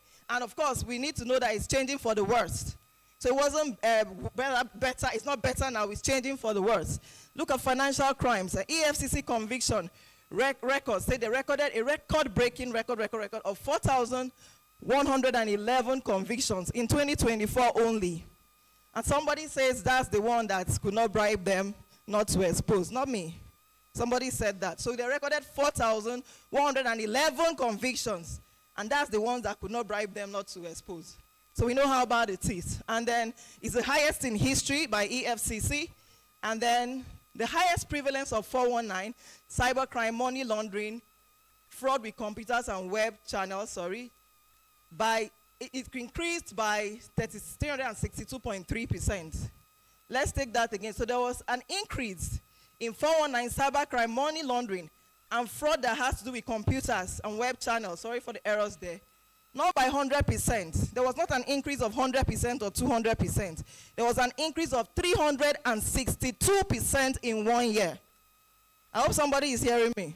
Because we need to know why it's critical to take action today. Why it's critical to take. And then for sexual and gender-based violence, there was 20% increase in reporting in June 2025 over previous months. National Human Rights Commission. And then there was a research that was carried out. 69.4% adolescents in southwest Nigeria reported experiencing violence since age 12. The number of errors, they pardon me. I had to do this I had a short time. Okay, and then 6 out of 10 Nigerian children, 6 out of 10 Nigerian children experience violence before the age 18. Somebody is saying this is an exaggeration. Do you think this is an exaggeration? It is not, and that is the truth. This is reality. So as you're thinking about 6 out of 10, can you imagine how high that statistic is? It could be your child, and you may not know, and you may be seated right here. It could be your wife. It could be your cousin, your sister, the child you're in charge of in class. The prevalence level is so alarmingly high. And if we all continue to be lackadaisical about it, the nation is sinking. Futures are being destroyed. We are getting more and more underdeveloped because all of these vices lead to further underdevelopment. So every day they'll find a new vocabulary to categorize us. Now we are no longer underdeveloped. We are the global south. Who knows the position of the south? Up or down? So that's where we still are. So if we don't do something, maybe from global south, I don't know what next they will call us. So we have to move ourselves out of that position by taking action. Okay, examination dishonesty. I'm very passionate about this one. My PhD research was based on this one. They say UTME uncovered over 6,000 cases of malpractice. UTME is JAM. In JAM 2025 alone, over 6,000 cases. And you know that JAM is one of the systems that's tried so hard to minimize malpractices. And in spite of that, over 6,000 cases. When it comes to WAEC, don't even go there. Records say, thank God we are all aware that sporadic individual efforts, from sporadic individual efforts in the past, today is organized institutional and technological syndicates in the 2000s. Okay, some American data says that examination malpractice in Nigeria is as old as Nigeria. The good thing is that when I did my research, I discovered that all over the world there's malpractice. Just our own is like 100 times or 200 times worse. Yeah, so what about the violence? In 2025, in the month of April alone, please listen carefully, in the month of April alone, 570 deaths, 278 kidnappings in Nigeria in April 2025 alone, only April, not the entire year. 570 deaths, 278 kidnappings. Homicide, 21 out of 100,000 people die by homicide. We hear of all those ones that they say the girl went to the hotel. In fact, last week I read that two gentlemen, I think around Ondo State, went to a hotel with a girl. The hotel people heard a scream, and then they did hear the scream anymore. When the two guys were leaving, they were not leaving with the girl. They said, "Where is the girl?" I'm trying to, fast forward because of the time. And he said, the girl is resting, she will come out soon. They said, "No, go show us that she is okay." And before that time, they had already locked up the entire premises because they were suspicious. When they went there, the girl had been killed, dismembered, her parts picked in the bag they were carrying out, and they called the police. And thank God, this time at least they apprehended those two suspects, or those two culprits. That's what is happening. Next slide, please. Before we get to substance, okay, let's do substance abuse. So we're going to dwell here a little bit, and I want us to begin to proffer solution. We are all stakeholders, and we all have a lot of knowledge to share. So begin to write down your solutions. You're going to submit them. You're going to tell us some of them in the course of this. So what is substance abuse? We have drug use. When we are using prescribed and normal drugs, we are using them normally. It's drug use. When we're doing drug abuse, it's improper use of prescribed drugs still. These terms, don't worry about them, they can be confusing. But when we talk about substance abuse, we're talking about a particular category of drugs, and that's psychoactive drugs. And psychoactive drugs are drugs that interfere with our nervous system, causing changes, long-term changes, changing our neurochemistry and causing long-term damage. That's the kind of drug we're talking about. Let's go ahead, please.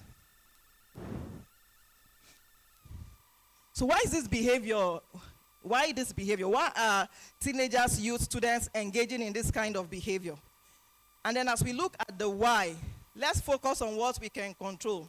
Remember I told you I'm a psychologist. In psychology, we don't focus on what we cannot control so much.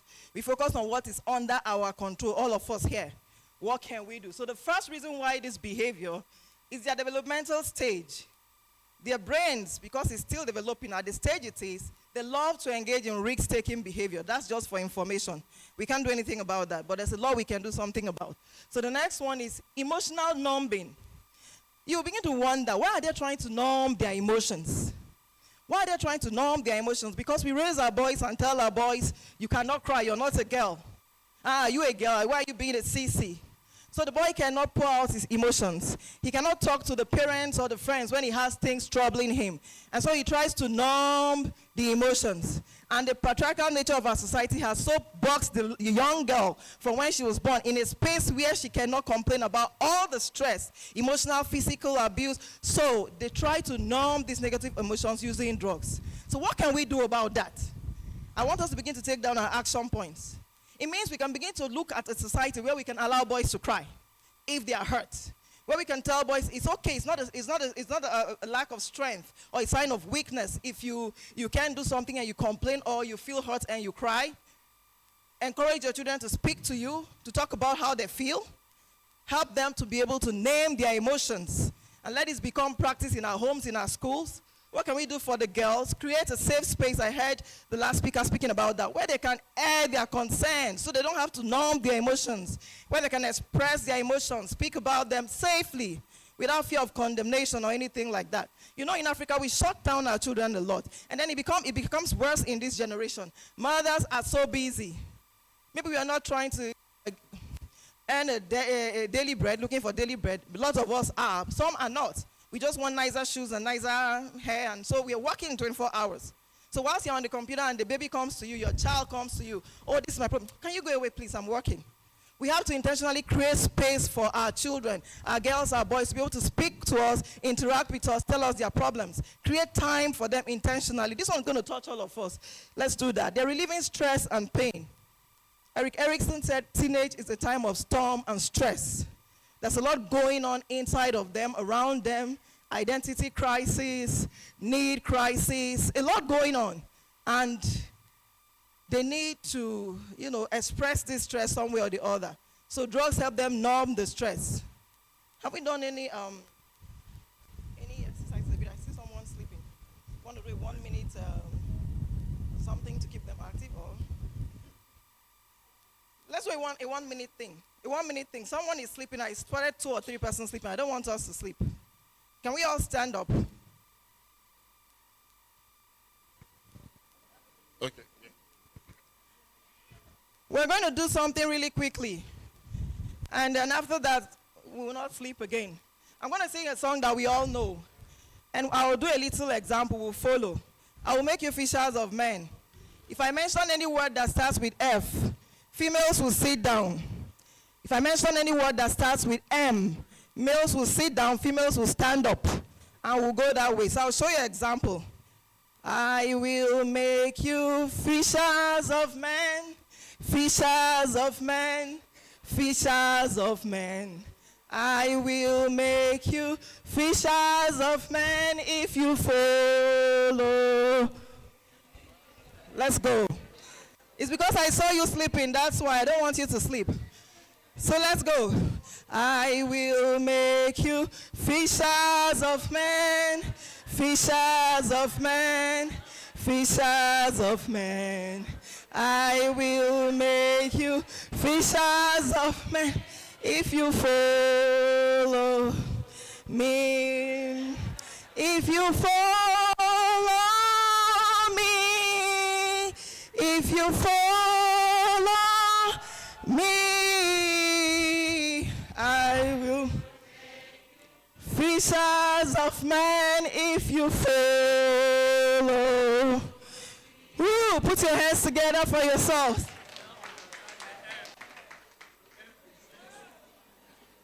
I'm sure you will not sleep again.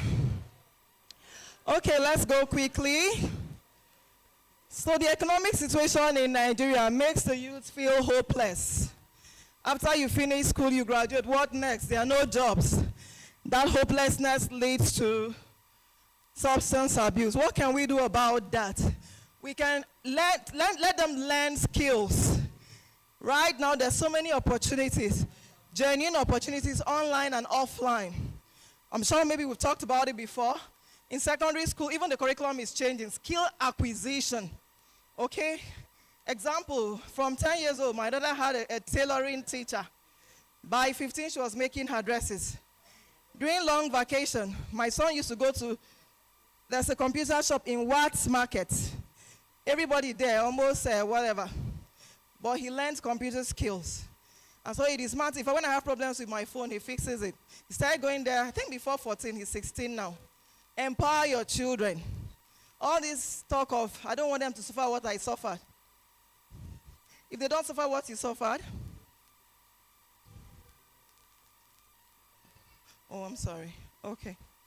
I've been asked to stand here. I'm not too used to standing in one place, but I will try.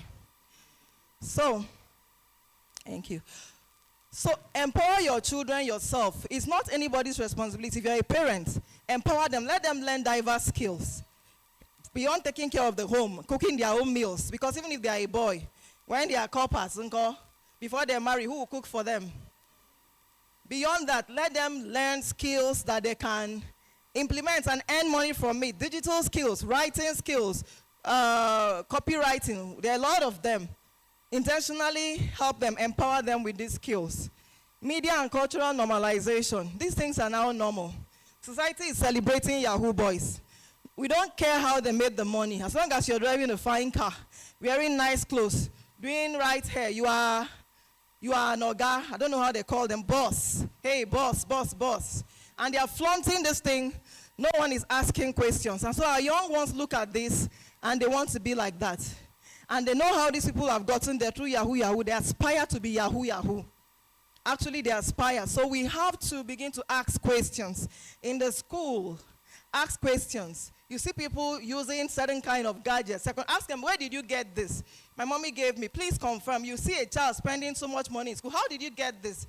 I know that some parents are actually, spoiling their parents with their children with these things. But just confirm.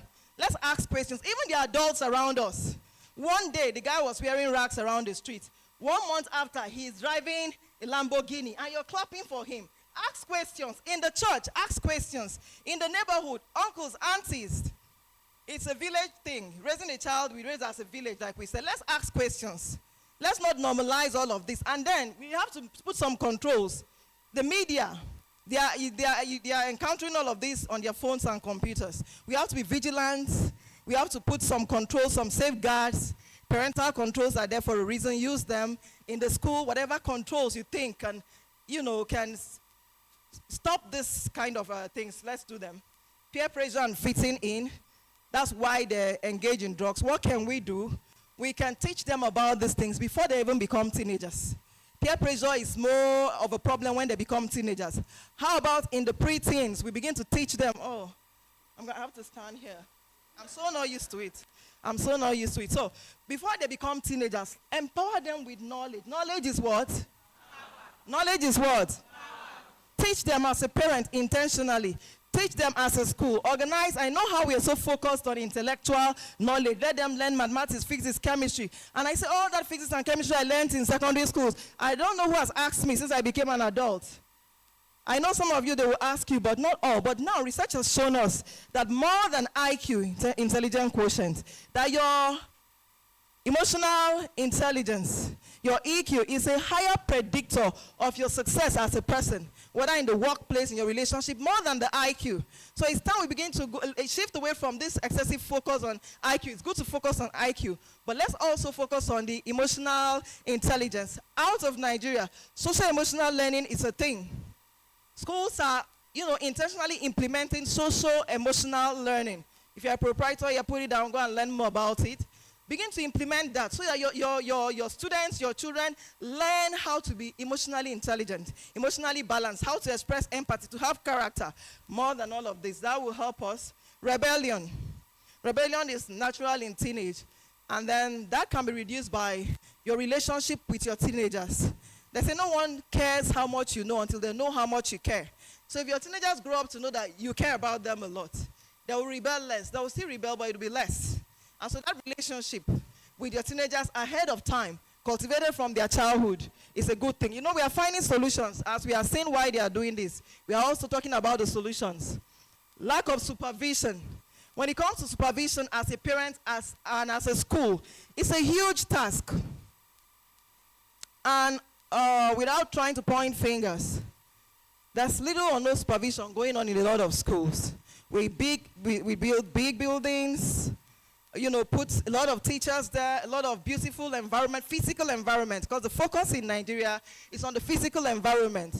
But beyond the physical environment, people outside here are focusing on the psycho-social or social-emotional environment. That's something we have to think about too. So we build all this fine infrastructure, put all these beautiful things, and the children go in there. No one is checking. These teachers, what are they doing? We are checking, but at the minimal level. I told you I grew up in school. So I remember then, my mom was the vice principal, the principal, every single day, I was a student in that school. She used to do a check of all the classes. It was a big school, a Catholic school then. She would check every class at least once a day. Random checks. Is the teacher who is supposed to be in that class? She has the timetable. Is the teacher in class? How is the teacher teaching? You don't even know when she comes. So she just sneaks up and stands by the window. And the teacher teaches to an extent and then turns and sees and she's there. And she moves on. And because of that, they were all on their toes. Supervision at its finest. We need to do that. And I copied that when I was the deputy provost in ecology education in Abuja. I copied it, and it was really effective. You will not be able to solve all the problems doing that, but you will solve a lot of the problems. So we have to supervise. Listen, a lot of abuse is going on in our schools. Our children are addicted. They don't come to you walking like this, and they come to you crying. I need help. And then when you're already addicted, the back and forth is so, unimaginable. They are clean 1 year, they relapse, because it's a difficult thing. Using psychoactive drugs changes your brain chemistry. And so you're so susceptible to relapses. It's difficult to get out once you get stuck. And so we should be conscious of that. It changes their brain chemistry, it causes addiction, causes accidents. Most of the accidents that happen on the road is alcohol consumption, particularly among teenagers. And when it happens, it's not only the teenagers that die, isn't it? A lot of other people are victims. That's why we have to do something to stop this. Crime and public safety increases crime, yeah. Overdose deaths. There's a lot of overdose deaths related to drugs. A lot of it. Right now, they overdose themselves to death, and then it causes broken homes to when adults abuse drugs. The next slide. Please, I hope that we are taking down action points. We'll request for them. Please, what can you do from what the solutions we are trying to proffer? What can you as a person do? As a parent, as a teacher, as a school proprietor, as a ministry person, as a drug. What can you do? Write something that at least 5 points before this session is over of what you can do from today. Do differently. What you can do differently. Okay, this is examination malpractice. So we are trying to find out who is the culprit. Who do you think is responsible? One person or two persons, just tell us who is responsible for the exam malpractice we are experiencing. Who is responsible in our society? No, not random answers. One or two persons, hands up. Some other person. Somebody says, we are all talking, it's not looking nice anymore. Someone says parents, teachers, school, yes?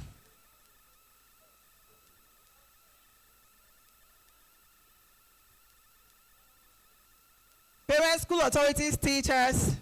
Okay. And the students themselves. Okay, who is responsible? It's me and it's you. Nobody else. Me and you. Now we call Sam. All my PhD research, how many 3 years was on that? Government, you people were mentioning teachers and yes, so government agencies, uncle. The people who are supervising were supervisors who come and collect 1 million and go and sleep. Eh? You see, the rate of examination malpractice in Calabar, I don't want to go far, in Cross River State, it's so bad. And as we are talking here, in this hall, more than 50% are patronizing exam malpractice. They are the reason why they are involved. In schools, they write on the board for children. I've petitioned the Commission of Education before. Because I was, getting people to help me at home. And you get them. You're doing what I read now. They say we don't need to read. We pay 20,000. They'll write it on the board. And I got 3 people consecutively tell me the same thing. I petitioned the commissioner. And he told me he knows. That not the present commissioner. This was in the time past. And he told me that the principals are threatening him. That if he does anything, Because the government is threatening the principals that if they don't pass up to 50%, it's your fault. Even when there are no infrastructures, all the schools I did my research, as at that time, no library, no science laboratories, no toilets and this thing. So when the kids are not safe in school, they don't have the infrastructure, how will they excel? See, don't point and say, hey, it's not them, it's me and you responsible for exam malpractice. Parents are paying from primary school past my child. Why, yeah, who is paying this extra fee for malpractice? Parents. One of my assistants, one of my my girls, you know, because her father didn't pay, she wrote her own WAEC in a hall alone. And they kept tormenting her through her own exams because her father said, I will not pay. And we are keeping quiet. Let me tell you, when around the time I said I was 15, I was teaching. I was my mother was the principal for the first time in the government school in the village. That was her first WAEC in that school. When it was time for the WAEC, they made a match, brought the people to her, say, we will pay so that you want to pay so that they will allow them malpractice. And mother said, I will not do it. And they threatened that they said, by tomorrow, you will not wake up alive. And I was telling my mother, Mommy, this one won't be wrong. My mommy said, we are not going anywhere and they are not doing anything. We didn't go. They wrote the WAEC. They did not malpractice. It was just I and my mom at home.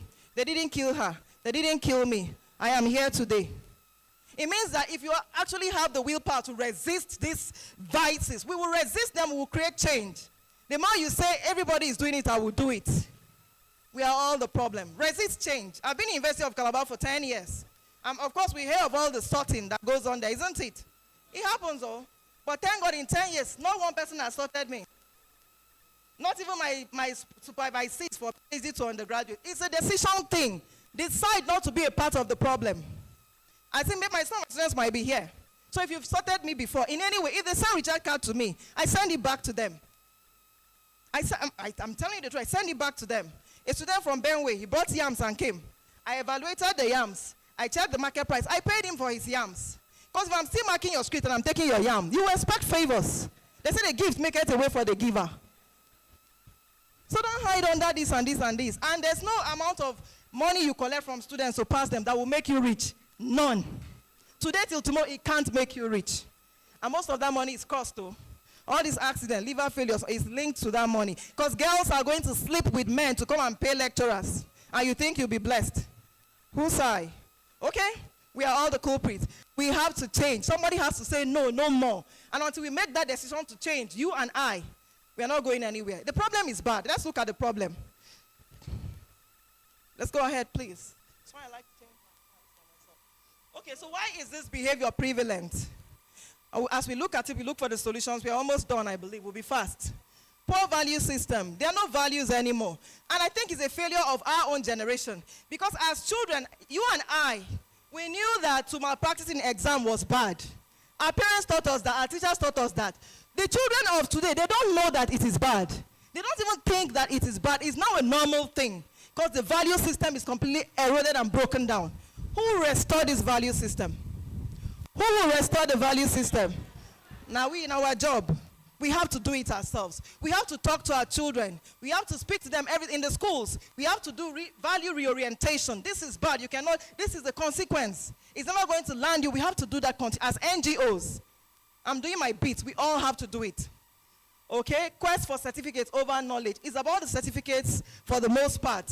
Not the knowledge, not the demonstrable skills. It's certificates. So that craze for certificates is worsening the problems. So when we call people for interview, can we ignore certificates sometimes and listen to them? I referred a couple of people for interviews for a computer training going on from tomorrow. Women, Our Vote, Our Voice. Some of you might be involved.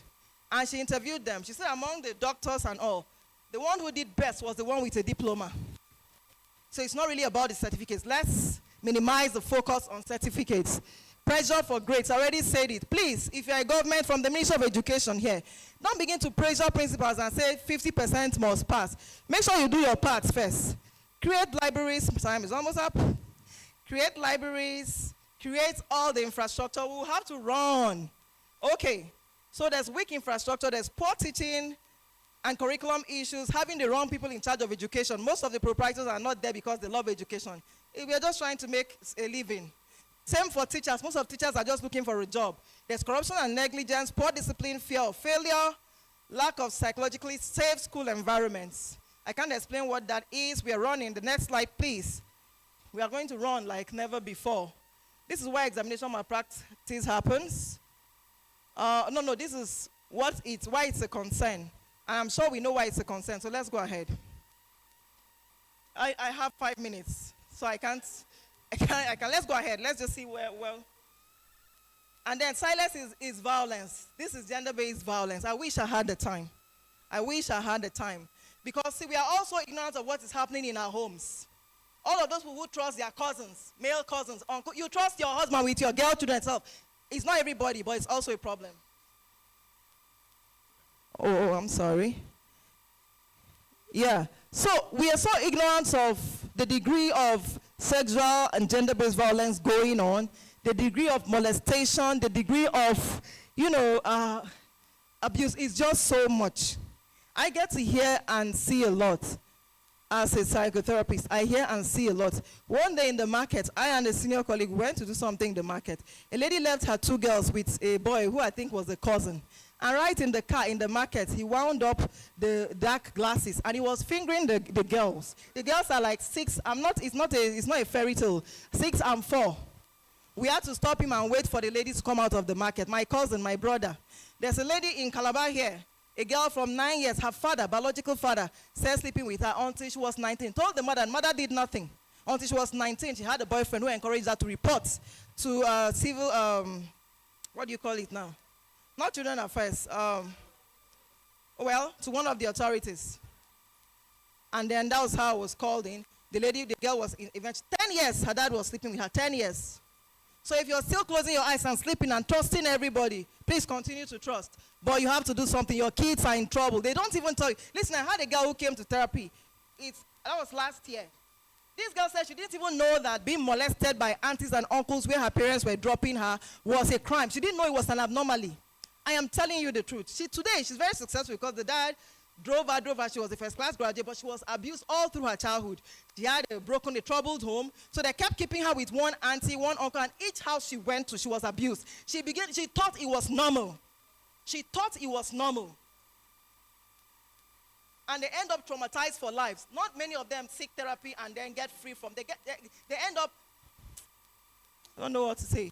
There's no policies on SGBV. Please, this is a take-home for private schools here. You need to have a policy on gender-based violence.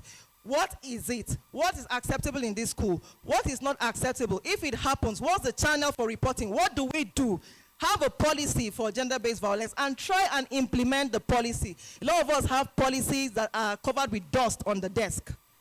Let's have people who are like desk officers, focal agents in our schools, who this is their major concern, so that they can drive these policies, they can implement the policies. I'm almost done. I'm trying to run.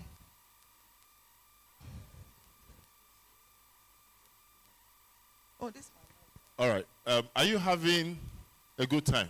Yes. Are you learning? Yes. Do you want more? Yes. So I'm told by the powers that be that we should give her extra minutes.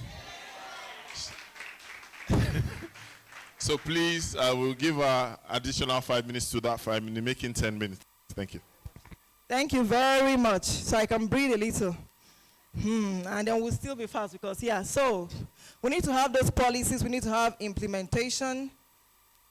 Exposure to domestic abuse and substance abuse leads to this. Now, it's a cycle of abuse. So children who have been abused get to abuse other people most of the time. That's why the mothers who are keeping their children in abusive homes, father is abusing you before the children, abusing the children, you say, I'm not leaving because I'm not inviting you to leave. Oh. Take a break, let him receive sense. Because all that they are saying is destroying the fiber of those children.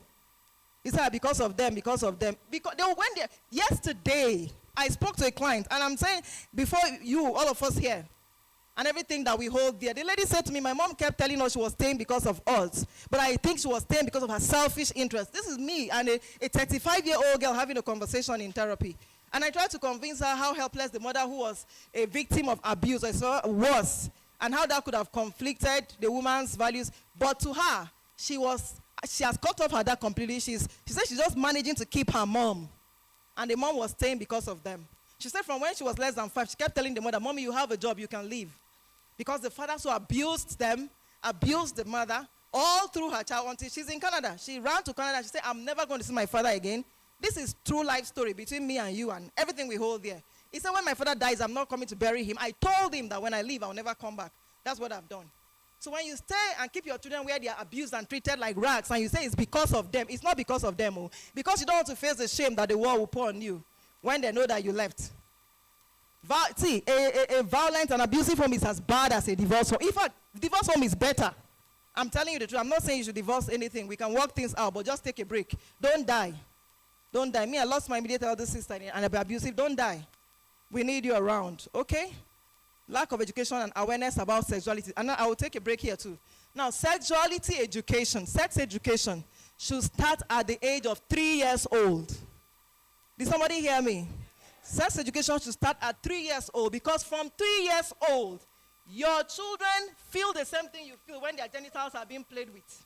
From 3 years old. That's why you see that as a normal growth process for boys, they're always playing with their genitals. You think they're playing for nothing? You think they're just playing for nothing? They're not. They are feeling the sensations you as an adult feel. It's healthy for them to play with their genitals between 3 and 6 years old. It's a part of their natural developmental process. However, from 3 to 6 years old, from 3 years old, age-appropriate sex education must begin. Where are your safe spaces? Where should be touched? Where cannot be touched? What should I do if I'm touched? Who should I go to? Educate them. What is this place called? It's called a vagina, not pee-pee. Or what is the penis? It's called the penis. Because there's a situation where a man close to a neighbor was abusing a boy. You know, it was making the girl rather touch his penis. And each time he told the boy that that's his monkey. And so when the girl came home, and the mother is asked, say, I've been playing with uncle's monkey. And the woman kept wondering, but I've not seen any monkey around. It took him being caught for them to know that that monkey was his penis. If this mother had taught that boy to call it a penis, and he asked the boy, what have you been doing in uncle's house? I've been playing with his penis. Is it not so? Because it's a normal part of your body. He says it's your pee-pee, it's your this and it's your vagina, it's your penis. Let them know the correct names. Educate them. Learn more how to educate them all the way from 3 years old. And as they keep growing, you change the education to be appropriate to their age level. Are we together? The schools should do this. Parents should do this. Curriculum designers, put it in the curriculum so that it will be done by force. Are we together? Thank you very much. No standard operating procedures on SGBV. So nobody, even when the children are being abused, you've not told them what to do. You should tell your children, if somebody touch you in your private, scream. Tell another trusted adult. Give them steps on what to do. In the school, standard operating procedures. No teacher should do this. If a teacher does this, report to this person, report to that person. And before you point on this and that person, make sure they're not the ones abusing. You heard that, right? Exactly. Okay, so let's go ahead. We'll still try to be fast. Why is it a cause for concern? You won't believe it, but 1.5 trillion naira global loss because of gender-based violence. It's not me who said it. I think this one is from either WHO or so. Mental health challenges. A lot of the concerns that these people who are abused, and a whole lot of them. Statistics say 1 in 3 girls suffer gender-based violence. That statistic we saw said 6 out of 10, isn't it? So it's so rampant. Some of them don't talk about it until they are much older. Some just grow up and become abusers. We are creating an unsafe society, replicating violence, replicating abuse because we are doing nothing about it. Because we are sleeping on our horse. We are sleeping. Oh, it's not my business. These days, family, if a parent saw something happening to another friend's child, she will scream. Now, I say it's not my business. I want to mind my business, so I don't want trouble. But that's your business that you're not minding. When they attack, you attack your child. You don't mind that business. It becomes your business tomorrow. Okay? Okay, poor school performance and high absenteeism is all caused by gender-based violence. Can we just go ahead, please? Because we still have quite a lot. Financial crimes will be very fast. Let's go ahead. And then get-rich-quick syndrome. We've talked about that a little. We've talked about social pressures, social media pressures. What do we do about the fact that they experience social media pressures? Educate them ahead of time. You don't wait until there's war for you to learn how to use a gun, isn't it? Do you wait until they are fighting war, then you now learn how to use a gun? You train ahead of time. prepare them because you know they are coming into the society. So from when they are very little, teach them these things. Okay, let me tell you one thing. Growing up as a teenager, my mother had 2 books. Everything a teenage girl should know, everything a teenage boy should know. When once you clock 13, she will sit down by your side. She eventually had only girls anyway, and read that book and explain for you. A full book. I think Dr. Knight, I can't remember the first name, wrote that book. Everything a teenage girl should know. And from all of that, I wrote my own book to the unique teenager. There are a lot of resources out there. Ensure that you consciously, intentionally teach your children. Prepare them ahead of time. Don't wait until it's happening. Say, okay, what would I do? It will be too late. Let them know about all these things. Let them know about the hormonal changes that we experience as teenagers. Let them know the effect, the consequence of those hormonal changes. Let them know when they begin to experience them. It's normal. They know what is happening. They know what to do. Okay? The church is a problem. I just saw that one somewhere there. To an extent. Failure of the systems. Whether it's the family system, social systems, religious systems, we've all failed. That's why we've seen all these vices in the society. We need to go back to the drawing table and re-strategize. Failure of this, no job opportunities. I'm trying to just see what next slide, please. We can take pictures and look at it more closely later. Why is this a concern? They are killing people left, right, and center. There's high economic losses. There's one there. Economic and social impact. It fuels inequality, disrupts markets. Can we go ahead to the next slide? When we're talking about examination malpractice, we are all encouraging. Have you seen those reels of the doctor who goes to the academic doctor who goes to the hospital and sees the student that he has been collecting money and giving A, and now is the doctor that wants to treat you? Start asking, oh, is there no other doctor in this hospital, please? I don't want this doctor. You must want, though. That's the one you created. You must want. So this cheating that we are encouraging, some of us, the way we are encouraging malpractice, that we are not doing our jobs. You have a class to teach, you're not teaching, you're not preparing ahead of time. You come to class, you don't know what to do, you tell stories to beginning to the end. You're not putting the extra effort. I know we are not being well paid, but let the passion for a better society make you put in the effort. Because we are creating the monsters that will consume us. Collapse building, is part of the problem. Exam malpractice is part of the problem. There's so much problems we are creating. So we have to, now prevention is always better than cure. Okay, let's go ahead. How do you get the signals that somebody is experiencing a vice, a child is being abused, is involved in drugs? Generally, we just run through some of them. So secrecy, if a child suddenly becomes secretive, the child is hiding the phone. For those of us who give our children phone before they've lived in secondary school, it's not the right thing, I'm telling you. No matter the reasons. If you're giving them phone, give them a touchlight phone. When they want to do their assignment, they need computer. Let them use the computer at home or use your computer. Just try to put restrictions. Try to put controls. It's not a sign of affluence to give them all the gadgets. It's not. Because you cannot be there to safeguard, to protect them, to see what they are seeing online. Pornography is staring them in the face every day whilst you're at work.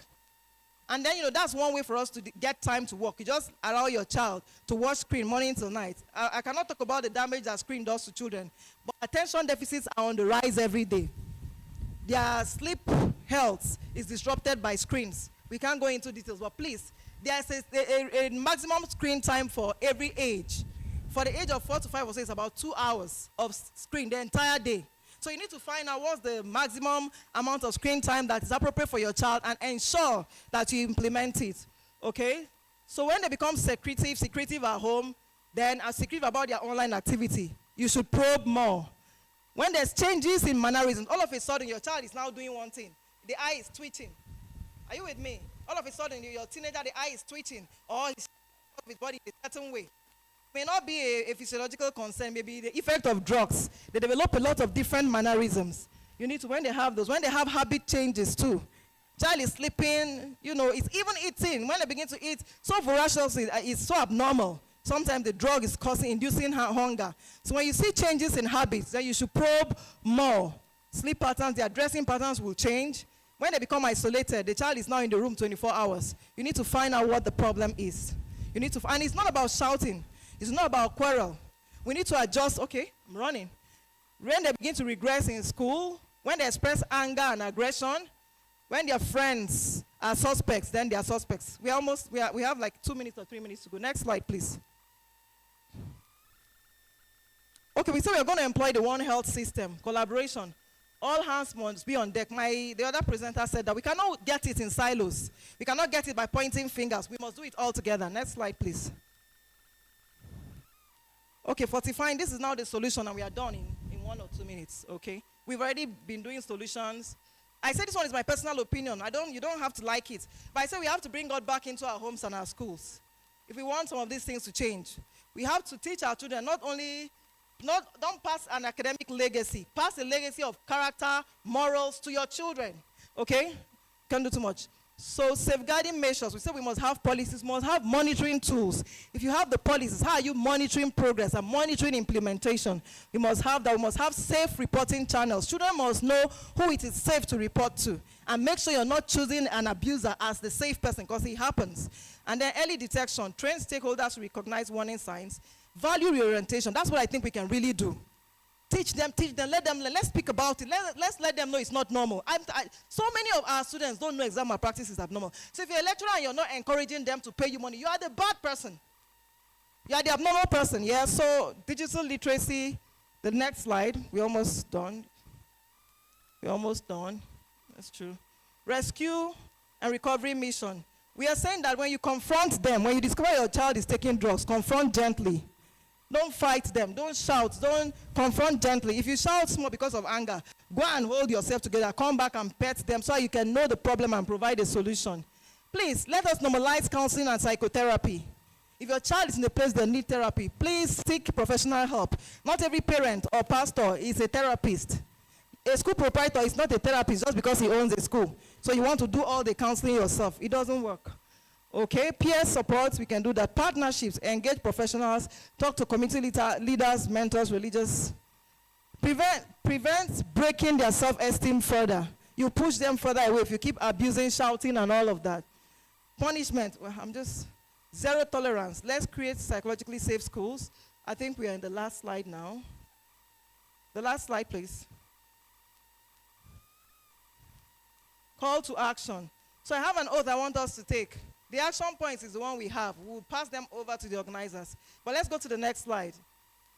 If you know that you want to see a change, you will commit with me. Who wants to commit with me? Who wants to commit with me to change? So we're going to read, and we're going to be more active if you're standing up. Can we stand up? Where there's a dash, put your name. I'm going to put my own name. So 1, 2, go. I, Blessing Agbo Ntamu. I commit to becoming an agent for transformative change. I recognize that the future of Nigeria and the future generation lies in my hands. I will shun corruption and personal interest and work to create systemic change. So help me God. God is hearing you. Thank you very much. I have one last thing. If they put on the next slide, I have my social media handles, and if you don't mind, at The Psychologist NG on Instagram and YouTube. If you follow me, I'll be glad. If you can put it at The Psychologist NG. Thank you very much. Was that amazing? I said, was that amazing? So let's give her the 10 claps and give it to her. Ready? 1, 2, 3, go. 1, 2, 3, 4, 5, 6, 7, 8, 9, 10. Amazing. That was an amazing session. So much to say in a short time. Thank you so much, ma'am, for that amazing presentation. It was a presentation, yes. It was a teaching, yes or yes. It was a training leap. So we're going to do a numbers game. 1 plus 1, 2 plus 2, 4 plus 4, 8 plus 8, 16 plus 16, 32 plus 32, 64 plus 64. 1 plus 1. That's an answer. Kabal, you didn't get the answer. Are you ready? So I want you to do what I do. We're going to add the numbers with our body. Are you ready? Everybody say 1. Bring it out. 1. I can't hear you. 1 plus 1 is equal to 2. Stay like that. I said stay like that. Stay like that. Most of you did. Show me your 2 now. Come on. Now, 2. Say it out loud. 2 plus 2 is equal to, what do you have? 4. Stay like that. Stay like Brother Shaggy. Stay. I want to see educators that are fit. Someone say 4. Like you mean it. 4 plus 4 is equal to, what do you have? Hey, shake your bum, shake your body. Now 8 divided by 2 is equal to, what do you have? Change your hand, say 4. I want you to stay like that for 5. So you must be able to activate all those things. So every lesson must answer, what can the child create with this? What problem does this help them solve? Where does this show up in what? Real life. And guy, we are blessed this time around. We all have our phones. We have ChatGPT. When you have any lesson, just say, I want this lesson to be impactful, valuable. Put all the prompts there and ask it to be able to make, you want to move from this, a lesson that is wholesome. Do you understand? A project-based lesson. You go through it, you refine it, you keep refining it. I'm not saying take it as it is, no. You keep refining it to suit it to them. Or there is no task, or there is nothing pushing them. They begin to do what? The wrong things. So if somebody is there with the tech thing and telling them, okay, you can develop an app, you can do this, you can do that, and they are showing them the way to do it, they will do a lot. So now, if somebody met your child for 5 minutes, what value would they recognize beyond the grades? You know, I always tell everybody that when you see the person, I'm always telling my son, because he doesn't like speaking. I say, when somebody sees you, they don't see your certificates. They don't see your A stars. What do they see? You. And then what do they listen to? What you're able to say. So your children, you must be able to make sure that your children can pitch themselves. When somebody meets them, they should be able to speak. They should be able to sell themselves, marketing. Can your children regulate emotions under pressure? Or do they just shut down? When your child fails, do they reflect and adopt? Do they reflect, adopt, and create solution? Or do they collapse immediately? If school ended tomorrow, will your child still be growing and creating?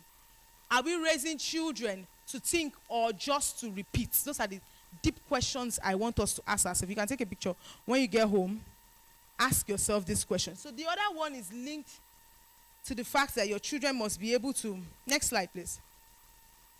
I'm almost done. So the pillars of intentional education are digital what? Literacy. Not just using devices, but understanding digital identity, visibility, SOE, and how value is discovered and amplified in the digital what? Economy.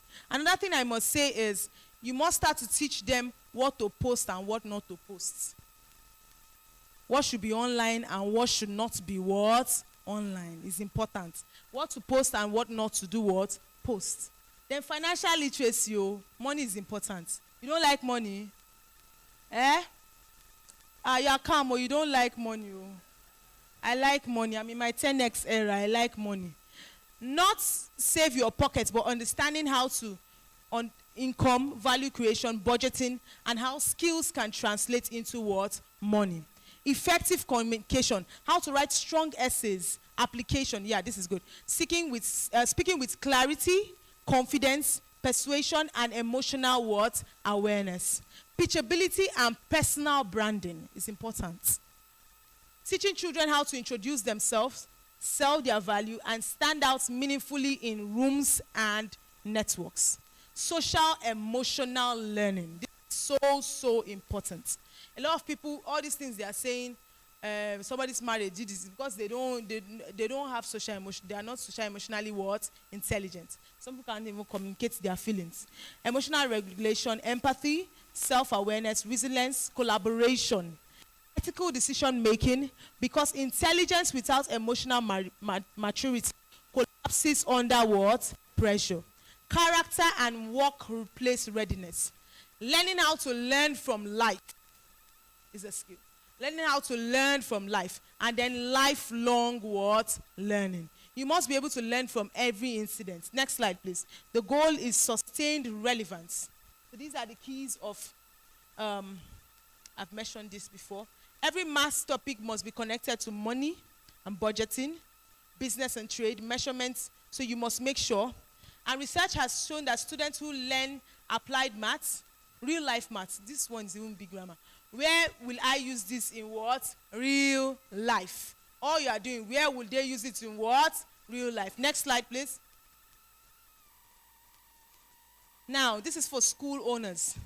Curriculum is not a document, it is an experience. Again, let's say it together. Curriculum is not a what?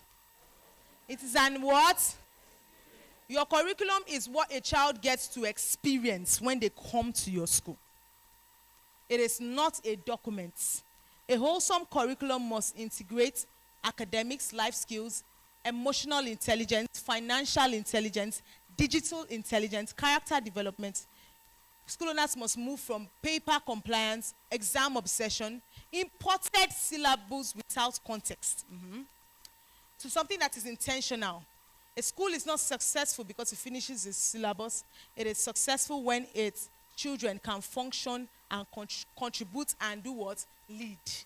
We must understand that whatever we put down, it should be a wholesome what? Experience. Next slide, please. For school owners, you must learn. I think one of the things you are going to take away from here is when you get back as a school owner, sit down with your curriculum. A lot of people just collected that document from somebody when they wanted to start a school. Sit down. Look at each topic. How relevant is it to today's context? The ones that are not there, add it by yourself. It's an experience. It's not a document. It's an experience.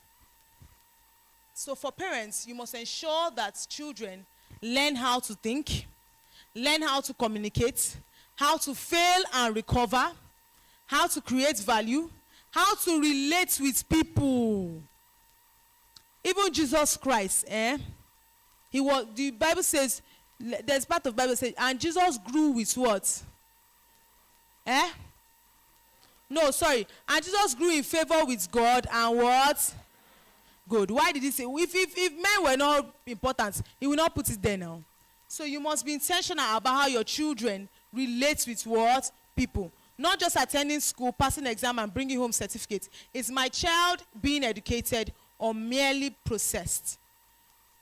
If your child dropped out today, will they survive and create value or only get lost? Somebody was saying the other day that, sorry. Somebody was saying the other day that when they said, it was not somebody. I think one time my child was saying, Mark Zuckerberg drop out of school. This person drop out of school. Like he was just saying it like, I've read the profile. And I'm asking him and saying, do you even know the type of school that those people even went to?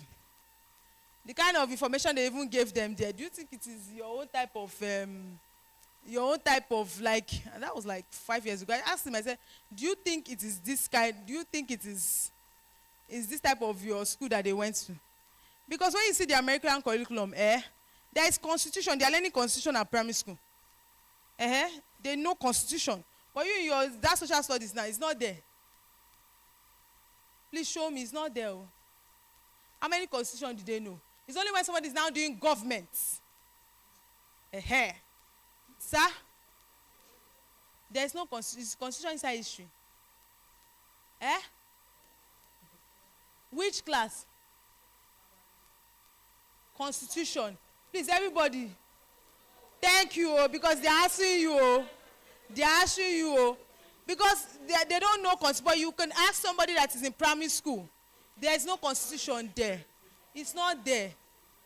It's not there. It's not there. So let's go. Continue. Next slide, please, or if there's none. Most systems stop at, so that's what I'm saying about the Bloom's taxonomy. So most systems stop, so this is the level we are. Most people stop at remembering. When you're asking somebody, what is this? That is what remembering. Understanding and repeating. But meanwhile, the apex is what's creating. Children must be taught to build, design, innovate, solve, and transform knowledge into what? Impacts. Next slide, please.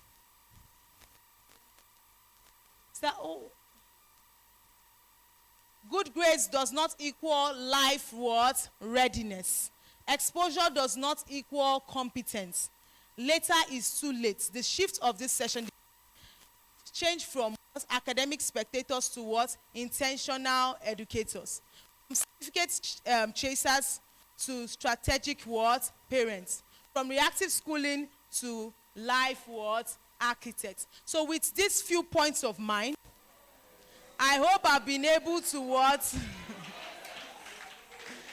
convince you and not to confuse you. If you're a school owner, not to confuse you. So if you're a school owner, you're going back home, you're looking at your curriculum, you're making sure that you're practicing what? Intentional what? Education. So with these few points of mine again, I hope I've been able to convince you and not to confuse you that we need to begin intentional what? Education.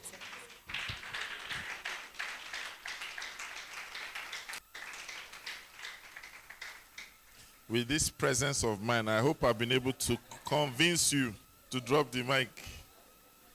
Everybody say functional. No, say like you mean it. Say functional. Say practical. When you say something functional, it means practical. It's something that can be used, something you can relate with, something by design. Are we together? So we're saying that everything you're hearing today, don't just stop at functional education. Let's be functional educators, functional trainers. Are we together? So much has been shared, so much has been said. I think we need to give the Duke's Infant and Child Foundation, we need to give them 3 gosa. Are you ready? You know, lunch is almost here. So I will judge the way you do this bosa, especially from this wing.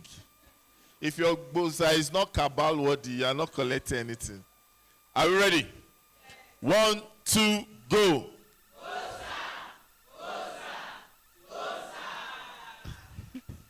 Some of you did not have sound in your bosa.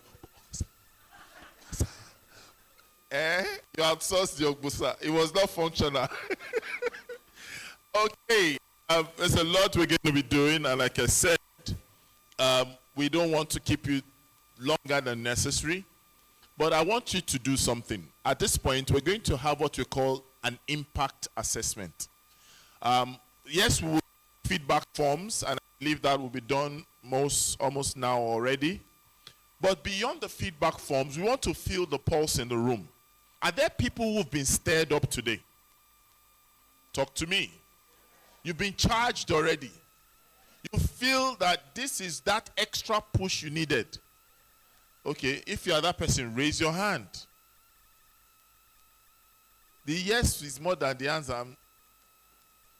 Even the Calabar have decided to protest. The one that laughed the most and covered her mouth with colorful shirt or dress. Yes, with rope, with glasses, looking at the back and saying, hope it's not me. It is actually you. Yes, look at me. Put your hands together for her. She comes forward. She's clapping for herself. Can you imagine? Come now. Not Lola. Lola is after you. Lola, I know your name, but the one, yes, you. Lola's cousin, yes, come forward. All right, put your hands together for them very quickly. Lola, come as well. So they're going to share with us just one thing that they've experienced today, they've learned so far. Please, that's an impact assessment, because we have to make practical all that we're sharing. It's not easy to get doctors in our midst. Someone traveling all the way from Ebonyi, all the way from Akwa Ibom State. Me, I'm coming all the way from Lagos State. Why you do? What's that? Are you vexing for us? I'm coming from Las Gidi. Have you heard of Las Gidi before? Okay, maybe I should have said I'm coming from LA. You would have thought I came from US, have you? All right. Let's hear from 60 seconds. Okay, good afternoon, everybody. All right.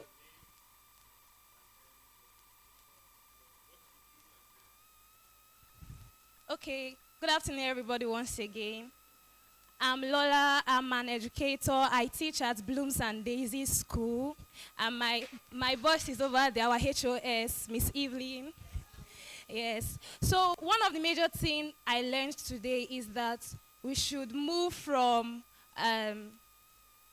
just cramming to intentional education. Yeah, because that's one of the major focus of our school, actually. So we should move from cramming to intentional education. We should not shut kids down when they want to ask questions. We should ensure that the children are able to talk. They can be able to talk to you. You are someone that they can talk to, not someone that shuts them down. So we should be able to build kids to be confident, to be audacious, and to thrive in the 21st century. Thank you so much.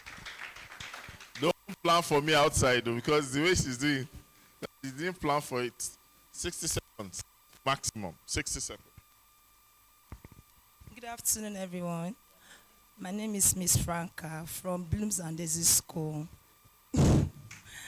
Okay, what I learned today is allowing your children to come close to you, to express themselves, not to be timid.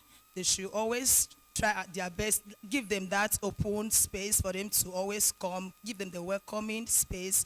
In as much as possible, anything that goes wrong with them, they'll be able to come out and express themselves to you. And also, don't just make them feel your space is not safe enough for them to come close to you. Thank you very much. Thank you very much. So this is called pass the mic.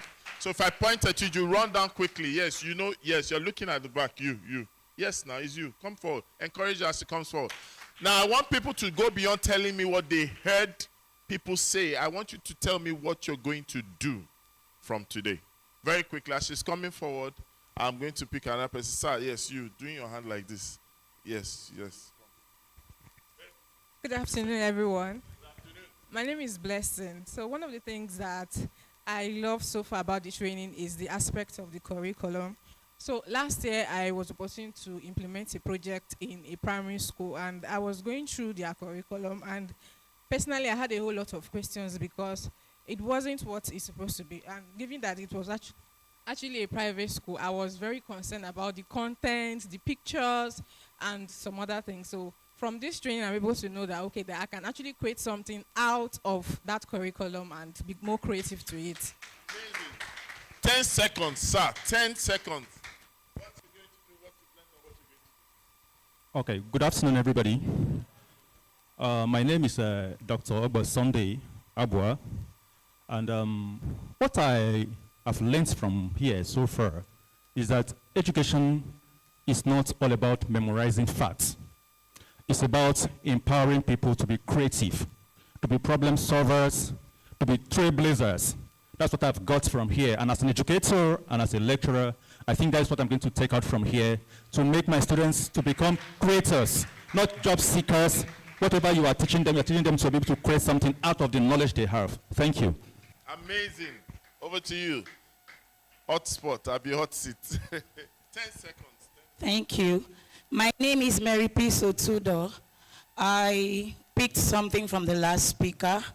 What I learned from her is that in every profession there is a business in it.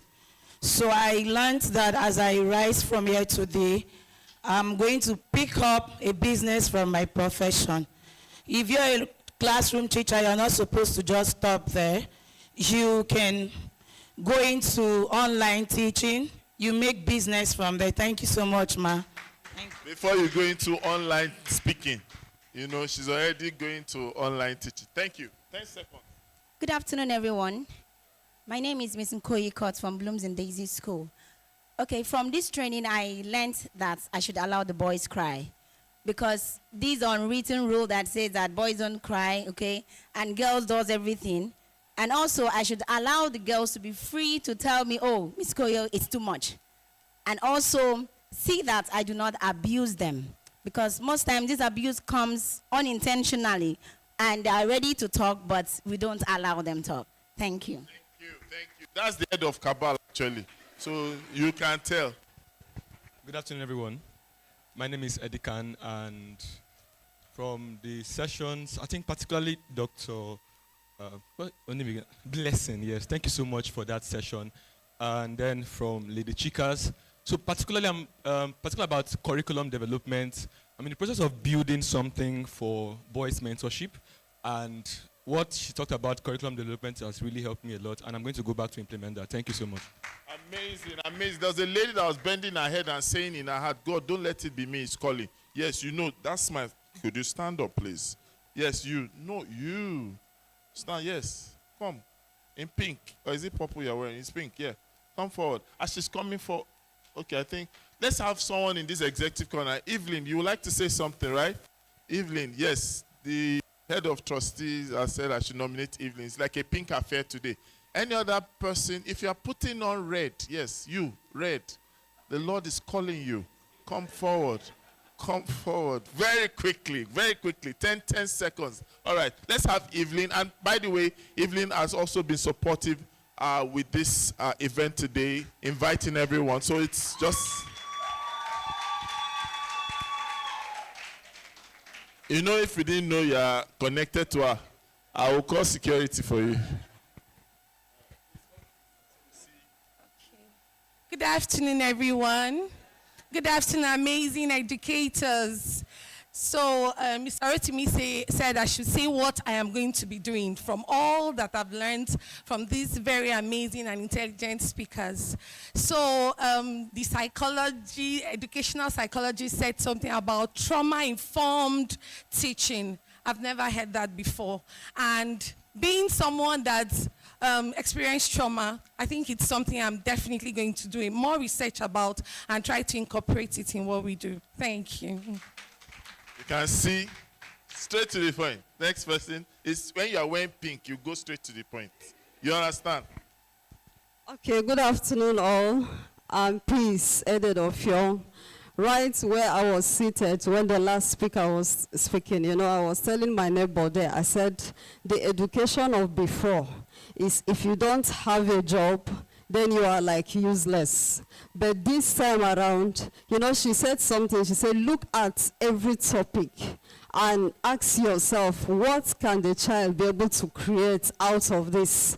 And so that is exactly what I was penning down. So when I get back to my school, we are going to sit down and look at everything again. Thank you, and God bless you all. Please put your hands together.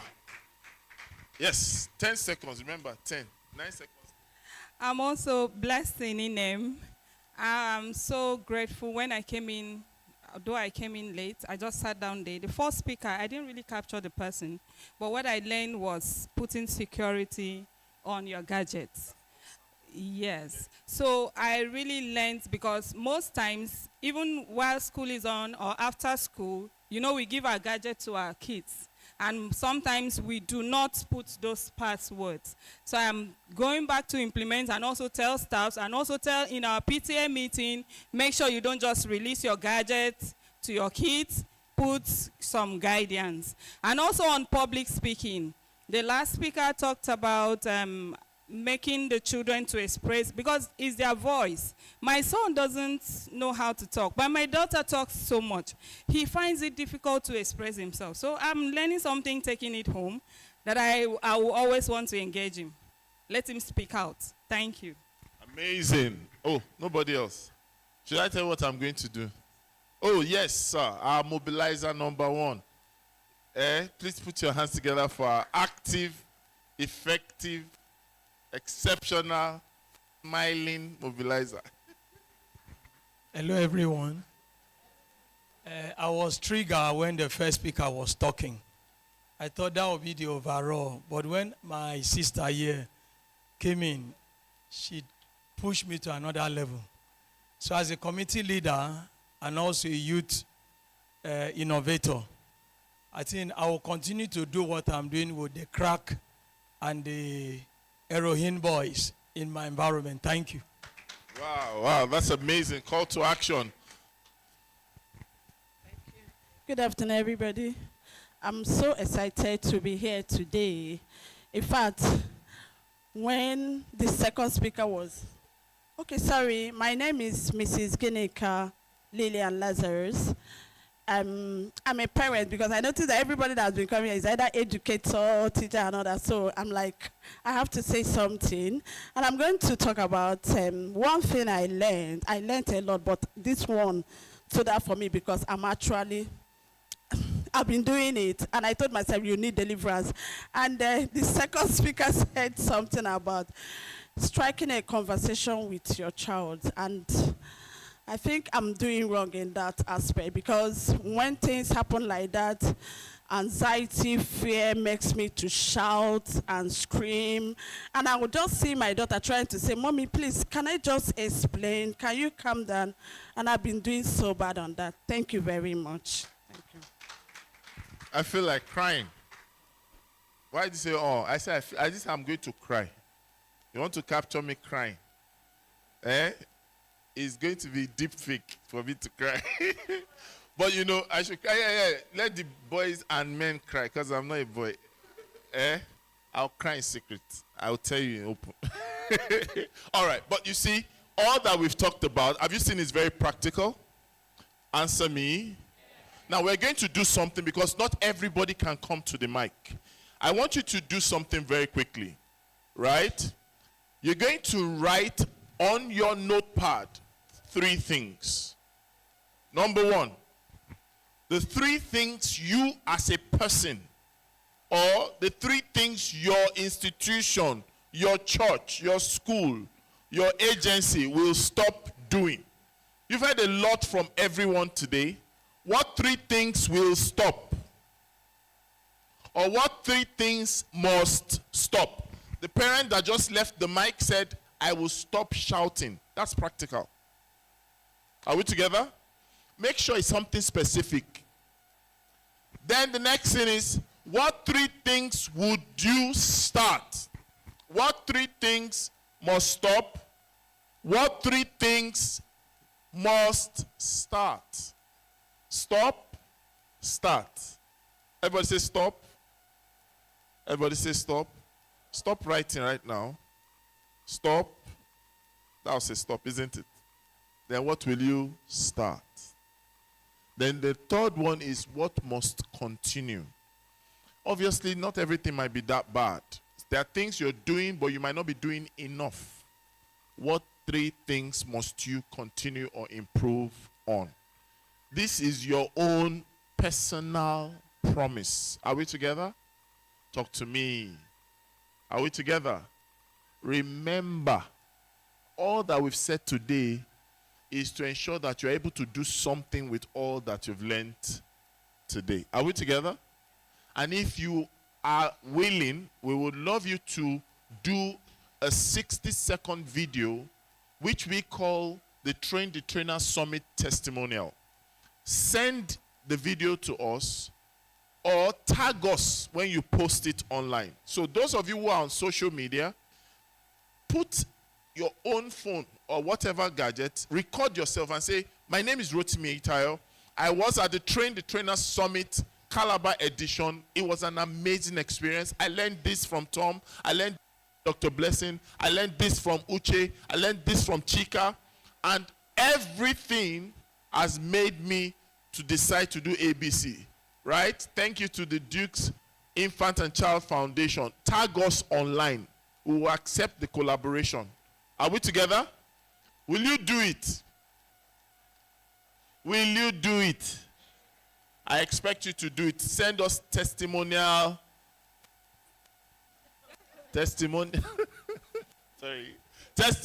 videos. Huh? And who knows, you might get a gift. Are we together? Okay.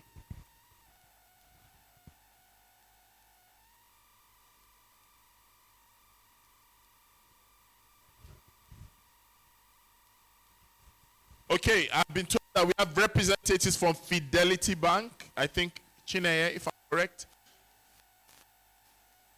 Chineye and her team, they are present. Let's put our hands together for them. I don't know if they have something to quickly say to us. If they have, maybe they can come quickly. As anyone from Fidelity, they've gone. Oh, I thought I saw. No, I'm still seeing Fidelity face cap. They are just shy. They are partners now. One of them is muscles can intimidate you. He's even laughing. The other one is saying, please go on my behalf. I don't want to go. And they are wondering how I'm hearing that. They don't know that it's the word of AI. You can hear and lip sync, isn't it? Yes. It's coming, and if you clap for him, it will come faster. It's just the third row that is clapping. And then she decides to give him support structure. Fantastic. They are coming. Amazing. Fidelity Bank team, just say hello to us and then move to the last. Good afternoon, everybody. Good afternoon, great educators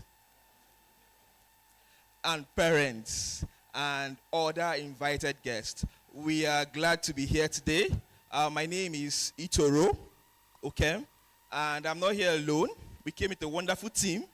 I head the branch at Unical, and my colleague Chineye heads the branch at the highway. Sorry? Okay, sorry. All right, so we are glad to be here. And why are we here? Fidelity Bank supports schools, we support teachers, we support parents, we support children. So feel free anytime to go to any of our branches and let's discuss business. Okay? So you have learned something new today. Come out, come to us. Let's help you expand your schools. Let's help you expand your laboratories, your school buses. We are out to support you. Thank you very much.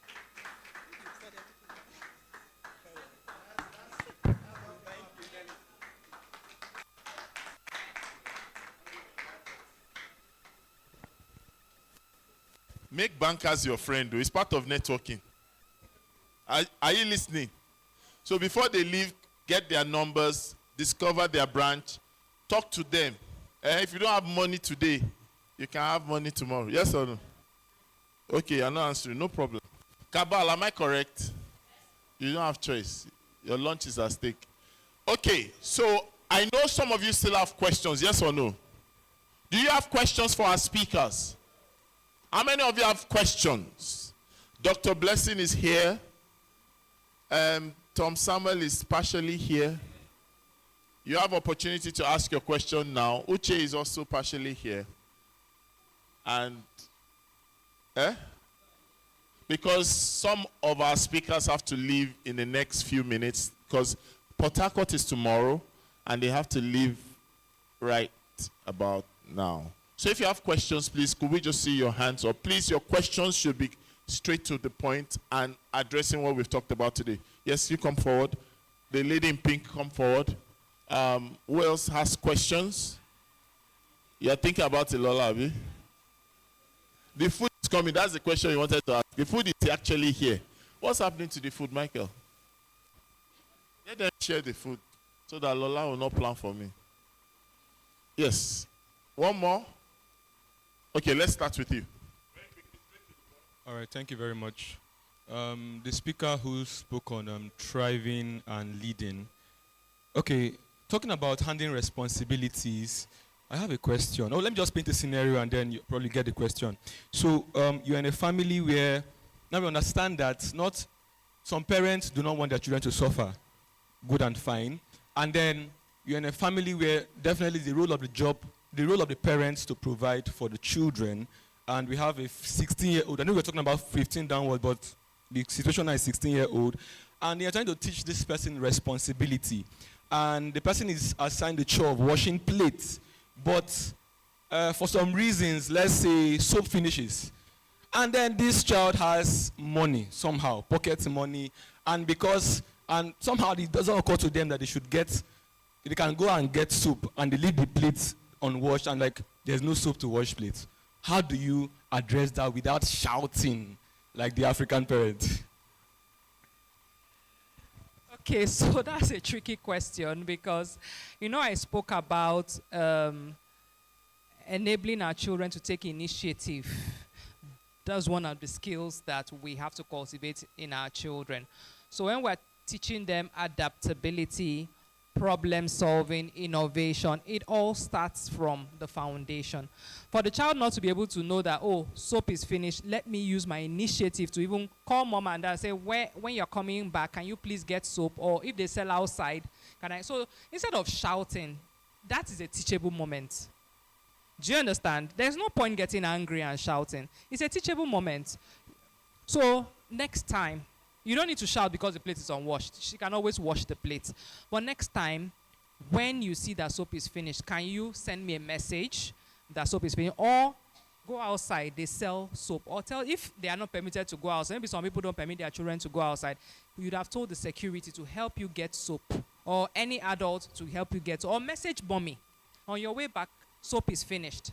So there's no point getting angry. That's what I was saying about getting angry unnecessarily. There's no point. We come back with our frustrations from outside and come and pour it on the children. It's just soap. It's not such a big deal. Do you understand? But what I'm trying to say is that we have to try and teach them how to take initiative and think. Do you understand? I hope that answers your question. Thank you.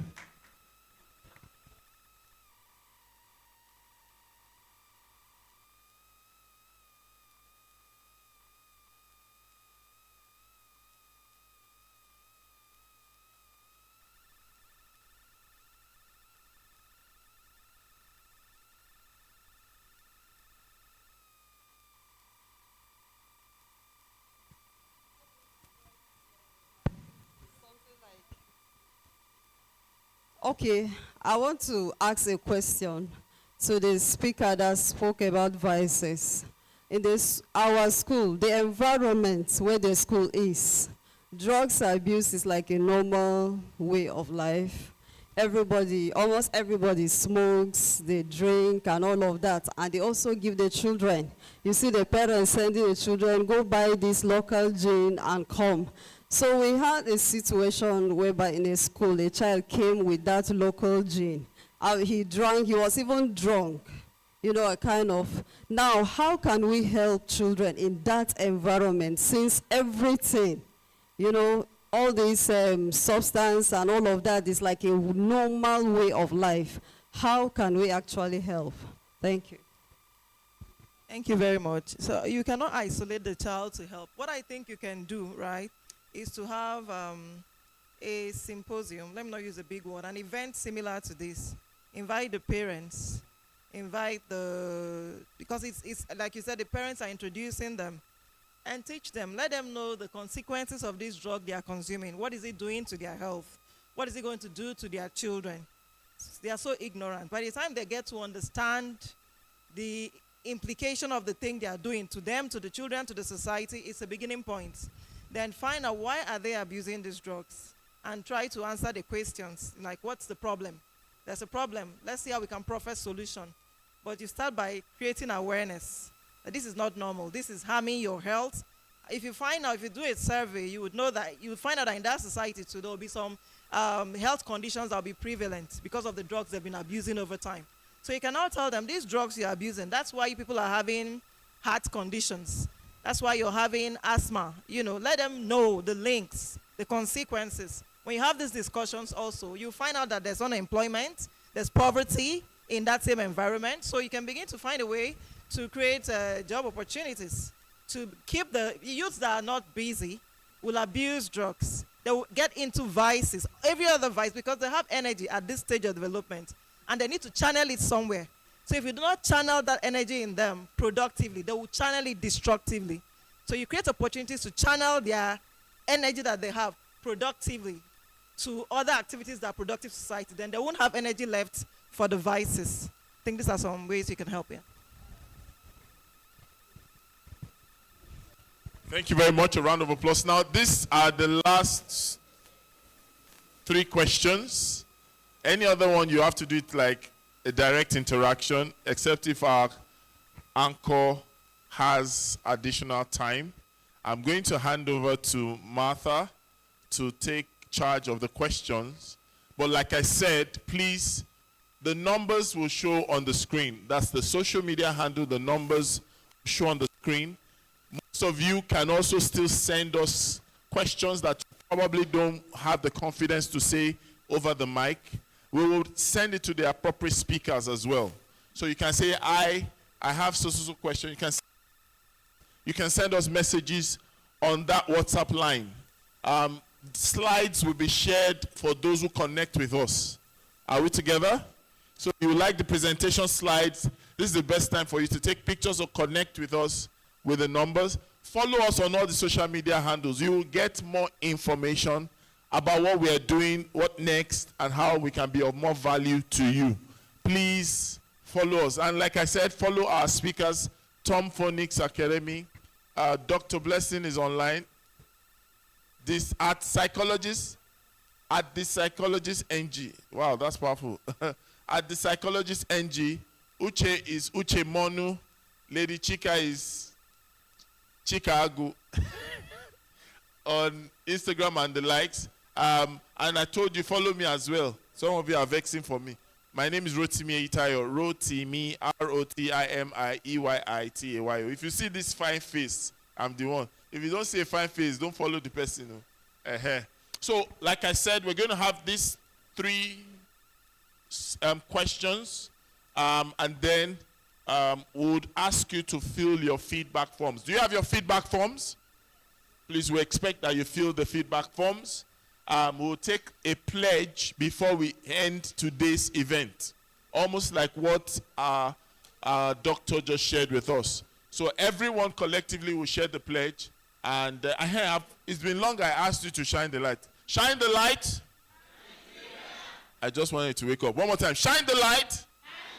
Shine the light. Shine the light. And we would still do it. Martha, that's how you do it, Because I have a flight to catch as well. It's been a great pleasure directing this part. I'm going to hand over to Martha. Thank you. Please let's put our hands together for Mr. Rotimi Eitayo, the courage coach. Please, if you enjoyed what he did, if you are grateful, please can we appreciate him as he takes his leave. Thank you so much, sir. It's always a pleasure having you in Calabar. So we'll just take the last 3 questions, and please, you do us the favor of making sure that your question is really direct. Do you want to assure us that? Okay. So, and then it would also be okay if your question goes to a particular speaker. Thank you. Okay, good afternoon all. My question is to Ms. Chika, who talked about challenging making high flyers see that, or making them to be able to handle failure. It's a challenge. I am a teacher and I work with learners. Some learners have never failed. Like, they're always topping their classes. I want realistic approaches to help these learners face challenges whenever they encounter them, because in the schooling system they haven't encountered challenges.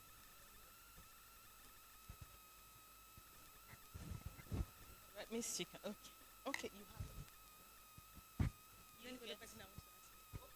any other person that has question directed to Mrs. Chika? Okay.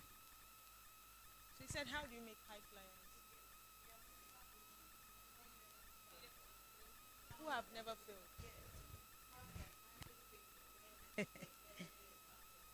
So this is a very tough question, because I think you must actually just teach it. Just teach it and keep, like, okay, so because it's tough. I've had personally, not just students, but a child that he never fails at something. But I think because but there's one thing they don't do so well at, so you have to find that. Yeah. Okay. Thank you very much. So what we do mostly is that we expose all our kids in the same class to the same challenge. Give them challenge that is higher than their levels. They will fail. So keep upping. When they excel at this level, up the level, increase the level of challenge. Do you understand? Even if it's the same topic, there are some questions that will be more complicated, that will require higher IQ to solve. So give them that challenge. Then, like she mentioned, they might be good academically. In some sports, they will fail. In arts, they won't do so well. So, reason why I'm saying that is sometimes I've had people that the more you keep increasing it, they keep going with you. They keep going with you and they keep doing well. But I can bet you they are not so good with sports.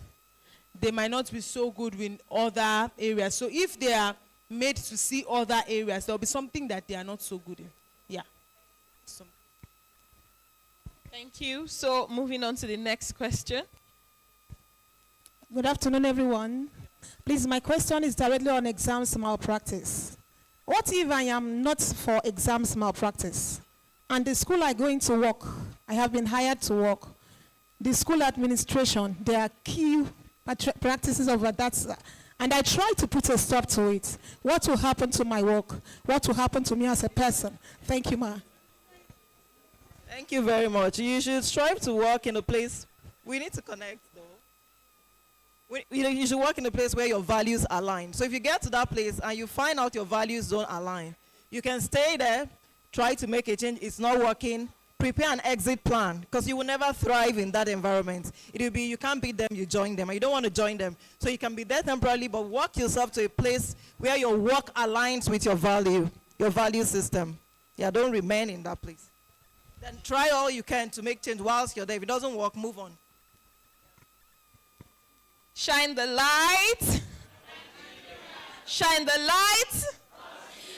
Shine the light. Because that answers it. So you just have to keep shining.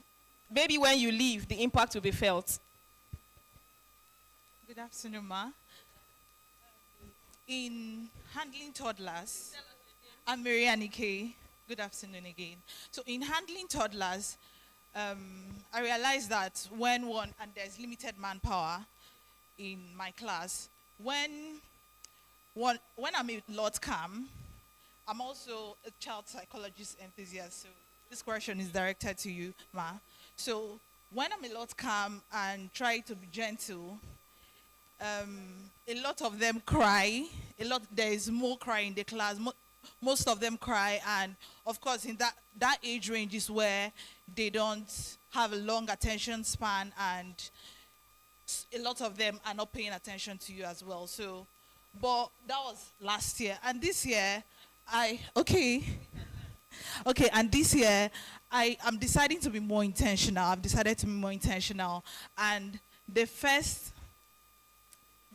2 times I've had my teaching in class, I was a lot more stern, firm, and I noticed that the class was a lot calmer.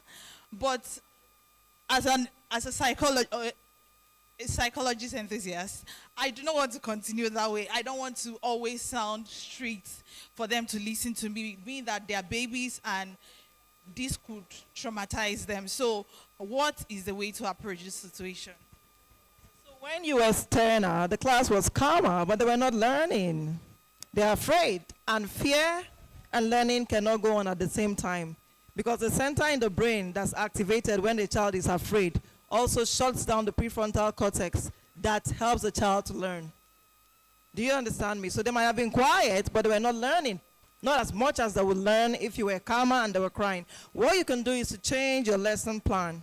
You know the attention span, so you plan your lesson in such a way that at that age, I think they have like a 15 minutes attention span. So after every 15 minutes, there's a break. There's an activity that excites them and ignites their attention. Then you go back to teaching. So you don't keep toddlers and teach them for 40 minutes as a stretch. I know your lessons are designed for 40 minutes or 40, whatever. They don't have that attention span. So you redesign your lessons. Put in interesting activities, hands-on activities. Every 15 minutes, you have a break and you start again. You will sustain their attention. But the shouting might look like it's working. It's actually not working. Okay? I'm aware of them having a shorter attention span, but I'm aware of them having a shorter attention span, and we bring in these fun activities to lighten up the mood. My question is about the disturbance. They cry. Yes. When I'm more stern, there's a lot more calmness. But when I'm not, most of them are crying, most of them are... Objective, which is for them to learn and have fun, right? So you're looking at your objective, not just a quiet class. So you need more hands, like you said, because they need attention. And even denying them the attention they need, it's harming their growth emotionally, because you're depriving them of attention, so you're harming their emotional growth. So your school just needs to have most hands. One teacher cannot handle a class of 20 toddlers. They have to be caregivers. They have to be other people to help you, because they will cry. No matter what you do, they would cry because they are toddlers, right? Yeah, so but do your best with the lessons. Thank you. Thank you so much. A lot to learn, actually. Please, I'd like us to have one house. It's good that, yes, we started in the right energy. It will be great that we end in the right energy, yeah? So please, just very quickly, I would like to do this announcement. We all have the evaluation form with us, yes? Okay. You would notice that there is no place where you're supposed to, this is supposed to be like an anonymous feedback too. But there's something more we want to achieve, right? We want to be able to track or be able to follow up on some of those action points that you said you're going to be doing. You may have written it on your notepad. So if you have your evaluation form, please can you flip over and just write 3 action points that we are expecting that you will do for us. Then here, just on top, right on top, you can just go with your first name and the name of your school or institution. Right? Your name and the institution. Then flipping over, let's see the 3 action points. So for some persons, they want to go back who are maybe school owners here. They want to ensure that they will go back to train their teachers on this, on everything that has been learned. But for some, they just want to implement. What are those things you want to change? Maybe in your classroom, or is it like a perception thing you want to be able to enforce or, act on? So it should be just 3 action points and really specific. I would explain why. The reason is because every time people put trainings like this together, you can tick your box that you are successful. Yes, I attended, you have pictures to show.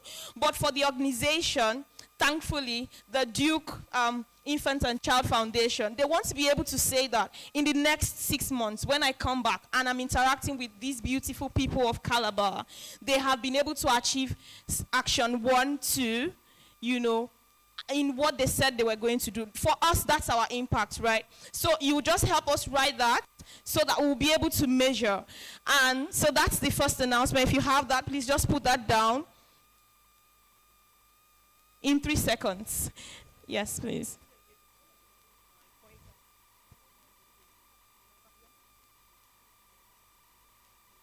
So, while we do that, yes, action points, just 3 action points. What do you want to implement? Maybe as a person, as an individual, or as a school, yeah? So please help us do that. And then in front, your name and the name of your school, institution, or agency.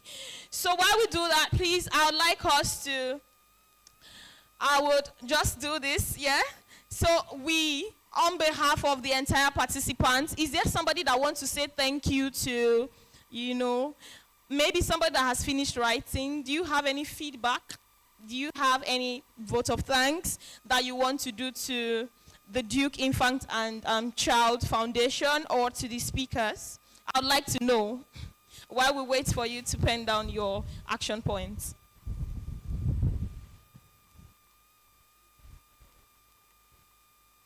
Do we have anyone? Yes, please come out.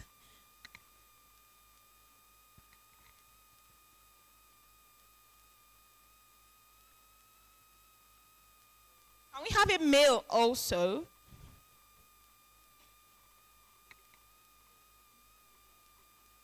So yes, we have a female who wants to do that. So we would like to have a male, another female. Please come out. If we have just 2 females, then that's fine.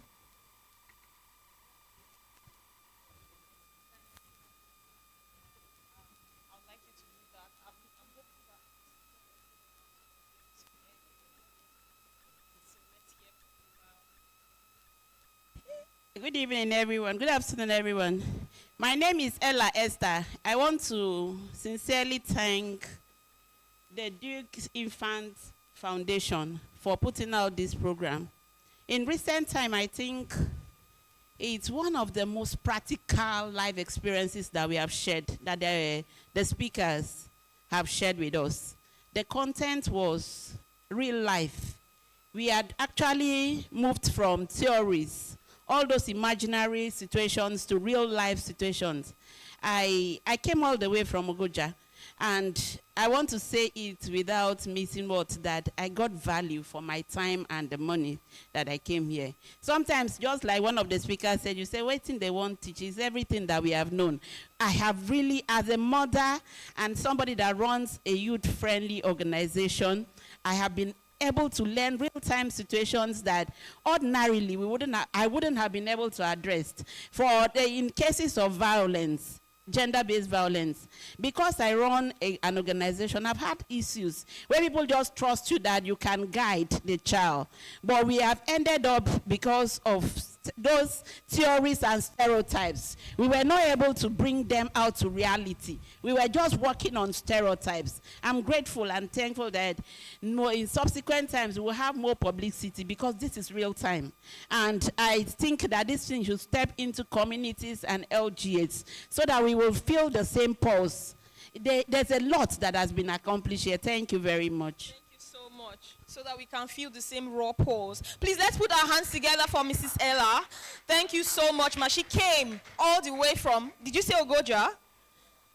You can imagine. Meanwhile, there are some people that have these golden opportunities with us here in Calabar, but they flinked it. So let's hear the next person. Thank you so much. All right. My name remains Blessing Inem. I'm here to give a vote of thanks to the Mrs. Blessing Inem, the Duke's Infant and Child Foundation.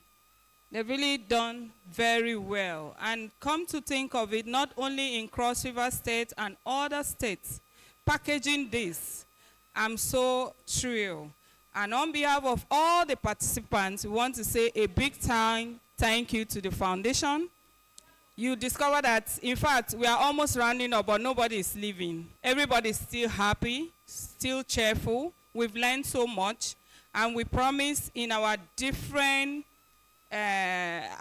environment, we are going to take a feedback. We are going to impact lives from the training we've gotten today. So once again, I say a big thank you to the foundation. God bless this foundation. Long live the foundation in Jesus' name. Thank you so much, Mrs. Blessing.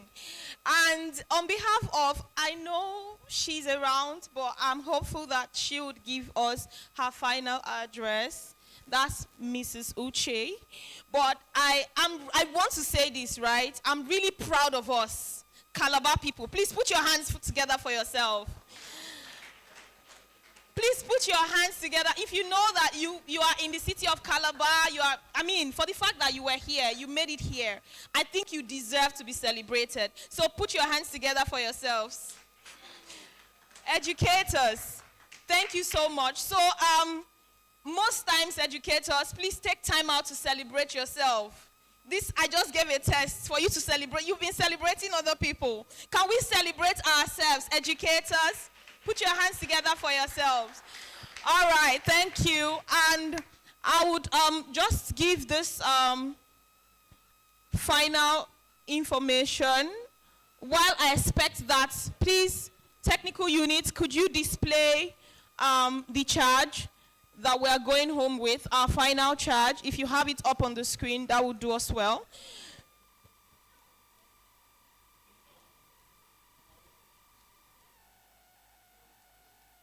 So yes, just before we take this together, there's one thing that has helped my growth process, and that is the golden gift of networking. So everybody you meet at every point in time that life brings to you is an opportunity for you to connect with your next step of growth. Yes. You know, sometimes we are just, naturally we are like, this person doesn't look it. But no. It's not always the book, how do they call it? The cover of, don't judge the book by what? The cover. So, after we take this, right, we are all going to connect with at least two people before you leave here. It could be anybody, and then don't just connect because you want to get contacts. When you connect with people, educators, ask them, what do you do? Aside teaching, do you do any other thing? And then make sure you tell them what you do or what you are looking to do, right? Thank you so much. So can we be on our feet? Yes? So we can do this action together. We are all together on this. On it. You are on it. Remember, you are going to speak for yourself. I'm going to speak for myself. Your growth is different from my growth. So take it personal. Educators, let's take it personal. So at the count of 3, we are going to echo it together. Are we good? So 1, 2, 3, let's go. We stand today not to be informed, but to be transformed. We pledge to turn insights into action, knowledge into impact, and training into measurable results. From this moment, we will teach with clarity, lead with courage, and train with purpose. We will raise the standard, multiply the value, and refuse mediocrity. What we have learned, we will apply immediately. Who we have become here, we will live out daily. We commit to excellence, consistency, and execution. We commit to build people, shaping futures, and driving change. This is our charge. This is our responsibility. This is our moment. Now we're going to own it. This last page, it's going to be I. Please, as much as possible, commit to yourself. Let's have that last slide that says I commit. So, 1 to go. I commit to building people, shaping futures, and driving change. This is my charge. This is my responsibility. This is my moment. Calabar, let's take this together as we get her final notes. Yes, please, we're going to shine the light. So shine the lights, shine the lights, and shine the lights. Fantastic. A round of applause for yourselves. Thank you for staying to the end of this program. We appreciate you taking out time this Saturday. That shows that you are willing to learn. That shows that you are willing to grow. So on behalf of the convener, Mrs. Augusta Olachi Anyanwu Ebom, I want to tell you thank you for coming. Thank you for attending this event. So please look at the social media handles on the screen. Send us a message. If you have not liked us, if you've not followed us, please do so. How many people have followed us? Can I see your hand? Thank you. So follow us, send us a WhatsApp message. Tell us where you joined from. Calabar, Train the Trainer Summit, Calabar. And follow us for more information. God bless you as you go. And, oh, thank you. You want to say something? All right. Thank you, ma. Yeah. Good afternoon, everybody. I love this organization, and I want to join you people. How can I follow up? Are you hearing? Listen to me first. I love the organization. I'm a retired officer from Ministry of Education, Assistant Director. I love the organization. How can I meet up with you people? Okay, so I can be connected. I love you people. Thank you. All right. Thank you, everyone. God bless you. Please meet someone new, network, meet someone, and exchange contacts. God bless you. Bye.